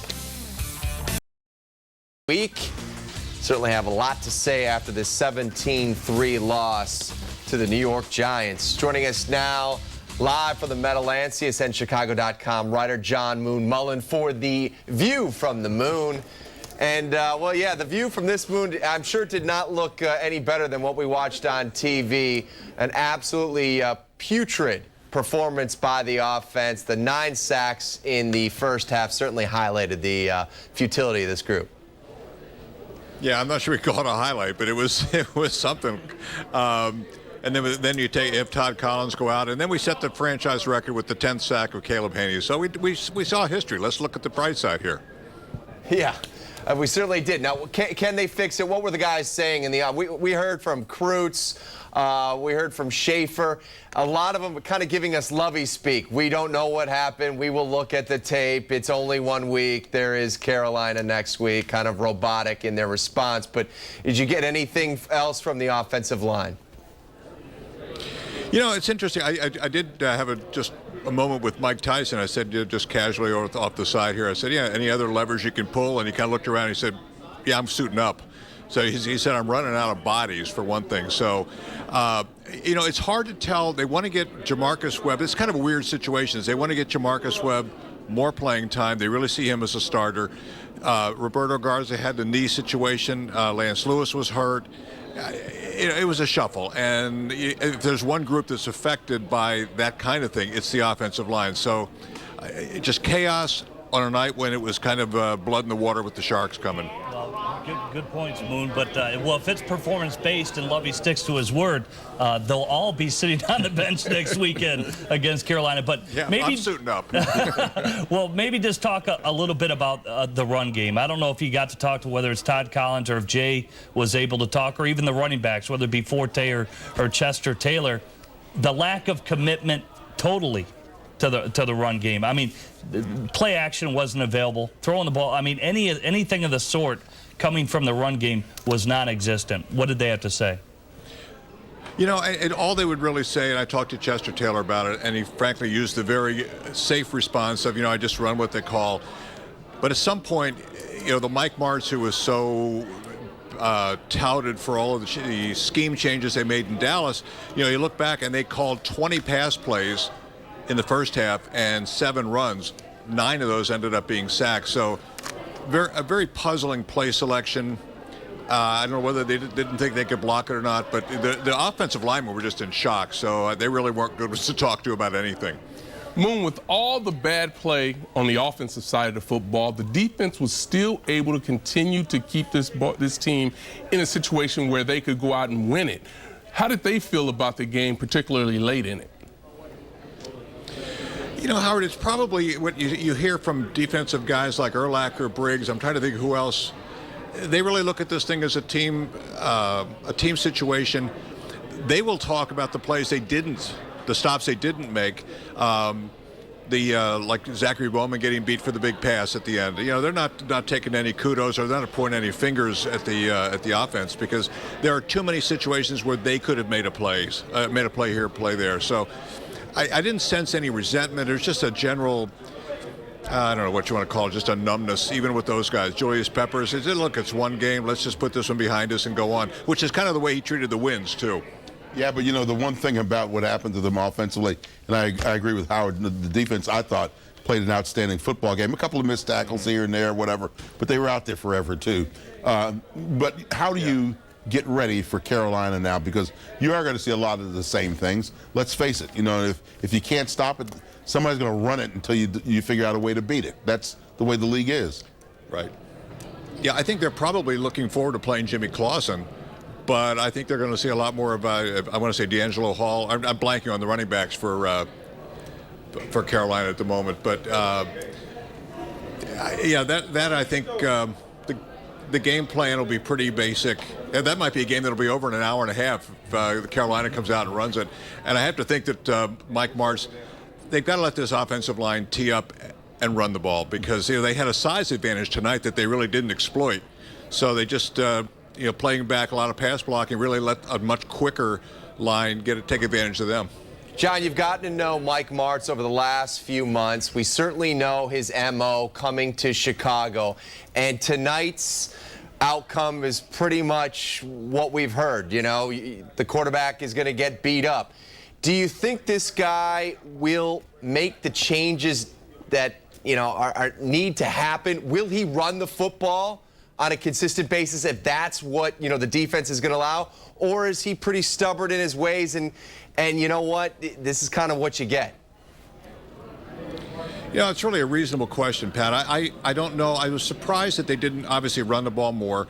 I was also surprised they didn't use the backs more on swing passes. They actually run the screen pass pretty well. Something to take that pass rush and slow it down a little bit. Martz ran the ball, I want to say, about 45% of the time with even the greatest show on turf. The hard thing with this, and I'll throw this out to you, Jimmy, I'm not sure how many of those plays were 7-step drops that were improper calls, or how often Jake Cutler held the ball too long. He didn't do his offensive line any favors. So that's one of those things I'm not sure what Cutler was seeing versus what Martz should have been calling. The breakdown seemed pretty thorough. Yeah, it's a good point, because I thought it was 50-50 tonight. But again, it depends on when Jay was dinged up. If he had some cobwebs and was a little bit foggy. To me, he missed some earlier throws, because I brought it up earlier in the program, Moon, that if you're feeling some heat, sometimes you got to go outside the offense and hit the checkdowns just to get a drive going and protect your offensive linemen. So I think a lot of it just depends on what he was dinged. But I'd say it was about 50-50 tonight. You bring up a good point, though. Next week, Clausen versus Haney, that could potentially be the matchup. That sounds great. When those quarterbacks get together, you can throw out the record book. Good seats still available. Yeah, good seats still available. Fox's Z Crew written all over it. I don't know who they'll dust off for that one. Moon, great job as always. Look forward to seeing your work on CSNChicago.com. Julius Peppers turned in a solid performance, 3 tackles, had the sack and the forced fumble. He spoke to the media a short time ago. Let's listen in. It's tough, but you got to keep playing. You got to keep playing, no matter how long you're out there. You got to find it somewhere and try to make something happen. Just how you treat a game. You've had a good sense of perspective all through the wins. What's the sense of how you put this game in perspective? You just take it. You take the wins with the losses. You take the losses with the wins. You realize that all of these teams are good, and each week you have to play well to win. And tonight we didn't play well. We give them credit. We give Giants credit. They basically just whooped us tonight. So, you got to come back next week and try it again. Keep working and try it again. Despite tonight's loss, you're still 3-1. Are you guys satisfied with that? That's a good start. That's the goal in the first quarter, is to get 3 wins. We did that, but you want to try to win all of them. That's a little bit unrealistic. So, we're not satisfied with it, but I think we're happy with where we at. As a big-time pass rusher, what are you thinking when you see the Giants have that rush tonight? I think they had a great game. All of those guys, OC, Tuck, you know, those guys are great players. So, you know, when you see them out there on the field, you have to, you tip your hat to them because those guys can rush the quarterback. And Julius can also rush the quarterback. I think Eli was a very pedestrian game from him. Very much so. It just, any kind of offensive production in this, you know. Well, you look at Julius Peppers, and these numbers really don't tell the whole story. No, because just you like look last at week. The impact, of a guy like him on the field and how much he changes what an offense can do or what they think they can do. He, destroyed a bunch of plays tonight, and he doesn't necessarily get credit for them, but he's redirecting the run game. He's pressuring the quarterback. He's making the quarterback throw the football before he wants to throw it. All of those things start to add up during the course of a game. We talk about the takeaways. What impresses you most, Howard, about this defense? Well, you're talking about the Chicago Bears? Yes. Well, Peppers right now, and for those very reasons that you talked about, Jiggs, the fact that he can get after the quarterback in many different ways. He can speed rush, he can bull rush. Even before the pre-snap, he forces offensive linemen to really be thinking about what's going on so he can get them to jump. Right now, you talk about Brian Urlacher, you talk about Briggs. They're playing well, too, because they're getting to the football, they're making plays. But today, a couple of times, and we heard Urlacher talk about it, they may have over-pursued some of those plays using their aggressive tendencies on runs against them. Coming up, we're going to hear from Devin Hester, and we're going to hear from Todd Collins. It's all coming up next on US Cellular Bears Postgame Live. As we head to break, let's take a look at the other scores from Week 4 of the National Football League. Falcons pull one out in the final seconds. 49ers remain unbeaten. Jets, no problem with the Bills. Lions hung in there tough against the Packers. Seem to say that every week. Browns take care of the struggling Bengals. The Broncos knock out the Titans in Tennessee. Seahawks lose to the Rams. Elsewhere, it was the Chargers, no problem with the Cardinals. The Colts lose on a last-second field goal. 59-yarder. 59-yarder. Jaguars win 31-28.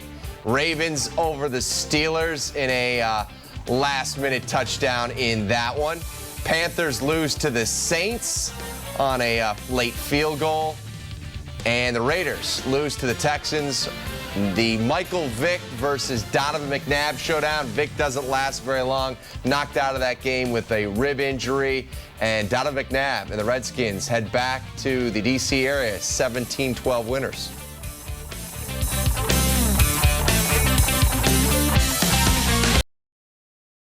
With Bears superfan and friend of the show, Steve Dahl. These were just 3 of the tweets that we could that were acceptable for viewing at this late hour. Jay Cutler, Todd Collins, and Jimmy Hoffa are all buried at Giants Stadium. I gave up watching Mad Men tonight to watch Bad Men. Yeah, the Bears offense spiraling out of control like Don Draper. And oddly enough, just like they solve everything on that show, a drink and a cigarette probably could have helped you get through this contest. I'm also ending my night with some pink Pepto-Bismol. Yeah, I think we all are on that one. Devin Hester in this contest targeted 5 times, 3 catches for just 16 yards. Kip Lewis spoke with number 23 after the game. Guys, and with Devin Hester, and Devin, a rough night for you guys offensively. Just 2 first downs there in the first half. What happened in this game? Oh no, I don't think we didn't come out to play like we normally did this past year. We made some foolish mistakes, and the guys we didn't do our job as a team, And when that shows up, when everybody's not doing their job, then things like that happen. How frustrating was it? I mean, the offensive line has played pretty well, but a lot of problems just with protection early in this game. 9 sacks there in the first half. No, we just got to do a better job as a unit, as far as, picking up blocks, as far as receiver, being able to dig them safeties out, to give the backs time, opportunity to break some, O-line picking up their blocks as well as running back picking up theirs. We didn't do a great job as a unit.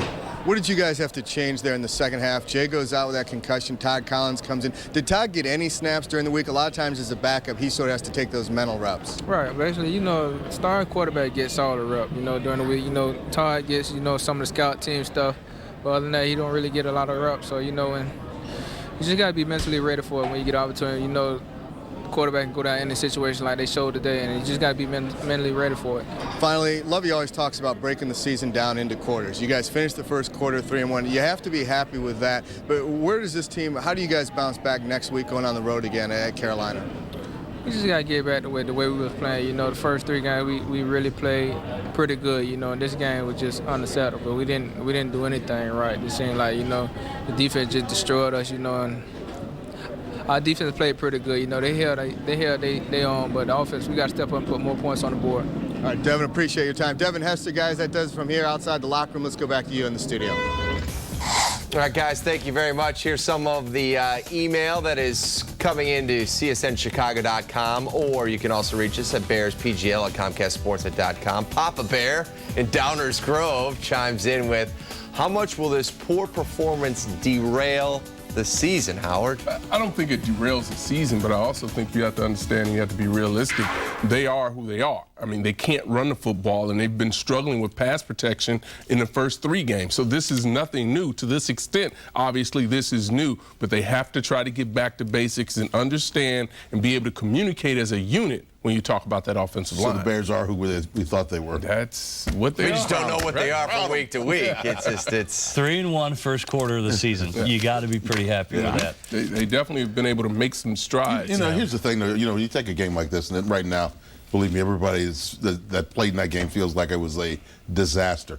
But, you know, the whole thing is, do you learn anything from it? And do you apply that to next week when you face Carolina? This game's over. Mm-hmm. So, you know, the only thing you can do is take what you learn and put it to good use in the next one and games down the line. That's all. Jay Cutler did not come out for the second half. Todd Collins did, and he addressed the media a short time ago. Let's listen in. Let's go big hit at the end there. Yeah, just neck's a little stiff. Other than that, I'm okay. When did the coaches come to you and say, hey, you're coming in the second half? Right before I left at halftime. What was your reaction when that happened? Just, you know, that's my job, just to go in and get ready, try to make some plays. There was a lot of sacks on Jay, a lot of pressure, so you're coming into a hornet's nest almost. Yeah. How'd you deal with that? Oh, not very well. You know, we didn't hardly score any points, and, you know, I played poorly, and, you know, we lost the game. Have you ever been a part of, have you seen something like that, like what happened then? Well, I guess, 9 sacks in the first half is a record, I guess, so I guess no, nothing that bad. Can you kind of sympathize with that? Are you when you're on the sidelines watching that, are you? Yeah, I mean, you don't like to see the quarterback get hit. It's hard to, you know, get any rhythm or consistency on offense when that happens, so, you know, they just dominated us on offense this game. Do you think you're going to be able to play next week? I don't see why not. You know, I think my neck, and it's not an issue. All right, well, here are the numbers from the 2 quarterbacks tonight before Caleb Haney entered. Jay, 8 of 11 for the 42 yards and the bad interception. Todd, 4 of 11. Also the pick. New York limited the Bears to 6 first downs, did not allow a 3rd down conversion in 13 attempts. A lot of emails coming in, Jim, and you talked about it a little bit earlier, but here's one. Collins is terrible. Why wasn't Haney in from the start of the 3rd? To that you say what? Well, how many games has Haney played where the game's on the line? 0. Todd Collins has played games with games on the line. He's better equipped to go in there. But is he at this stage of his career? Well, he's better equipped to go in there and deal with the situation that he was put in today. I mean, if Caleb, you know, here's the situation. What's funny is if you just listen to that quote from Todd Collins, well, I was notified actually right before we came out for the half. Now, this would be my question. Did they not know going into halftime that Jay was dinged up? Why wasn't, as soon as they were in there, hey, Jay's banged up. We need you to be ready. Here are the plays we're starting to think about before he's just leaving the locker room, knowing he's going to go out on the field and be lining up underneath the center. Some of those things should have already been put in motion, and I'm sure that should be talked about. Yeah, that is puzzling. Yes. You can't forget, though, that Caleb Haney, the reason why, you know, he didn't make he wasn't active for the first couple of games was because he was injured. He got injured in preseason. Yeah. Remember, he had the AC joint. So that's why, you know, another reason why they had to roll Todd Collins in there. And if you remember back, Todd Collins, when he did get an opportunity to play in preseason, looked pretty good. So that's one of the reasons why you saw him. And Jim's exactly right. When you have a guy that's gone in there and done it before, you probably want to go with him first, see what happens, and then you give Caleb a chance when it looks like all is lost. In honor of Todd Collins, is it true that you've replaced your Kool-Aid with Tom Collins mix? But all right, we'll see what happens. All right, time for another break. All right, bail out on me. Go ahead, bail out on me. Everybody, try the veal. We'll come back. The panel will give us their MVPs from tonight's tilt, and it has to be a bear.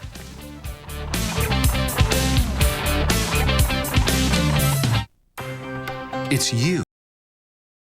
Kyle Orton. Why would you do that to Kyle? Why would you put him He's a nice back guy. there Leave him alone. today? 2 He's touchdowns happy and right an now. interception. Denver wins on the road. Arian Foster was benched for some off-the-field issues. Still went for a $131, and he had 2 touchdowns in this one. Yeah, he missed the meeting, but he didn't miss playing today. No, he didn't. And T.O. gets on the board for the first time with the Bengals. Who's not? Derek Anderson of the Cardinals. Mike Sims-Walker has been non-existent the last few weeks, and Charlie Batch could not get it done as they will get ready for Ben Roethlisberger coming up with their first loss of the season. Time now to find out who's the McDonald's Angus Third Pounder player of the game. Each week we ask you to vote on the Bears player of the game, and tonight's winner once again is Julius Pepper, 75% chiming in as Julius does a nice job on that defensive line and help keep the Bears in this contest. Remember to visit csnchicago.com after every game to vote for your McDonald's Angus Third Pounder player of the game. Coming back in a little bit with more reaction from your emails and our... Good point. Good point. Jay certainly had plenty of time in the second half to... Easy. Here's a question from Milos in Vernon Hills. He says, will Jay Cutler play next week, or should I order my Haney jersey now? Oh, what, you don't have it already? What's wrong with you, kid? Yeah, that's an interesting point, though, when you talk about the concussions and whether or not it'll be cleared. So that's interesting. We'll see what happens this week. First, if I remember, I'd find out if the coast was clear. Now time for the Monsters of the Midway, otherwise known as our Bears MVP. We start with Howard for that. Julius Peppers, he has to be the guy. You think about what he continues to do against the run, defeating 2 defenders, offensive players, to make plays in the backfield. He also comes up with sacks, forced fumbles. He's still the total package worth every dime. Well, can't argue with Howard, but hey, got to give the defensive line some love. Anthony Adams. Game was still within reach. He gets the key turnover. Bears should have went down. Well, we got a field goal. We did convert it into points, but he gave the Bears an opportunity to get back in this ball game that was very winnable. And he's a grinder, too. That's the beautiful thing about it. You got five of them? I'm going to have to go with Julius Peppers, 9-0. He got it done tonight in a big way and consistently, and that's the thing you love to see, is that kind of pressure and really changing an offense, and that's what he was able to do. And you're right, Anthony Adams had a heck of a ball game, too. I will stay on the defensive line, and I will go with Brian Urlacher. 5 tackles, 1 for a loss, 2 pass deflections, and a fumble recovery. He was swarming the rock.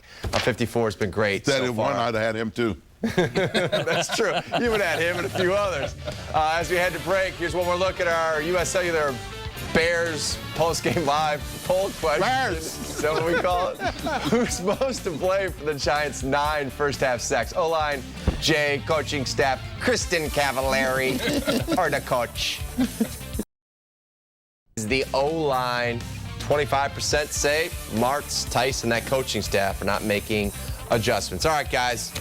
We break it down into quarters, just like Lovey does. They're 3-1 at the quarter pole. Let's take a look at the next 4 games. They travel to winless Carolina next. That's going to be a ratings bonanza for the Fox Network. Then they're home for the Seahawks and Donovan McNabb and the Redskins, and then the bye. Definitely a win.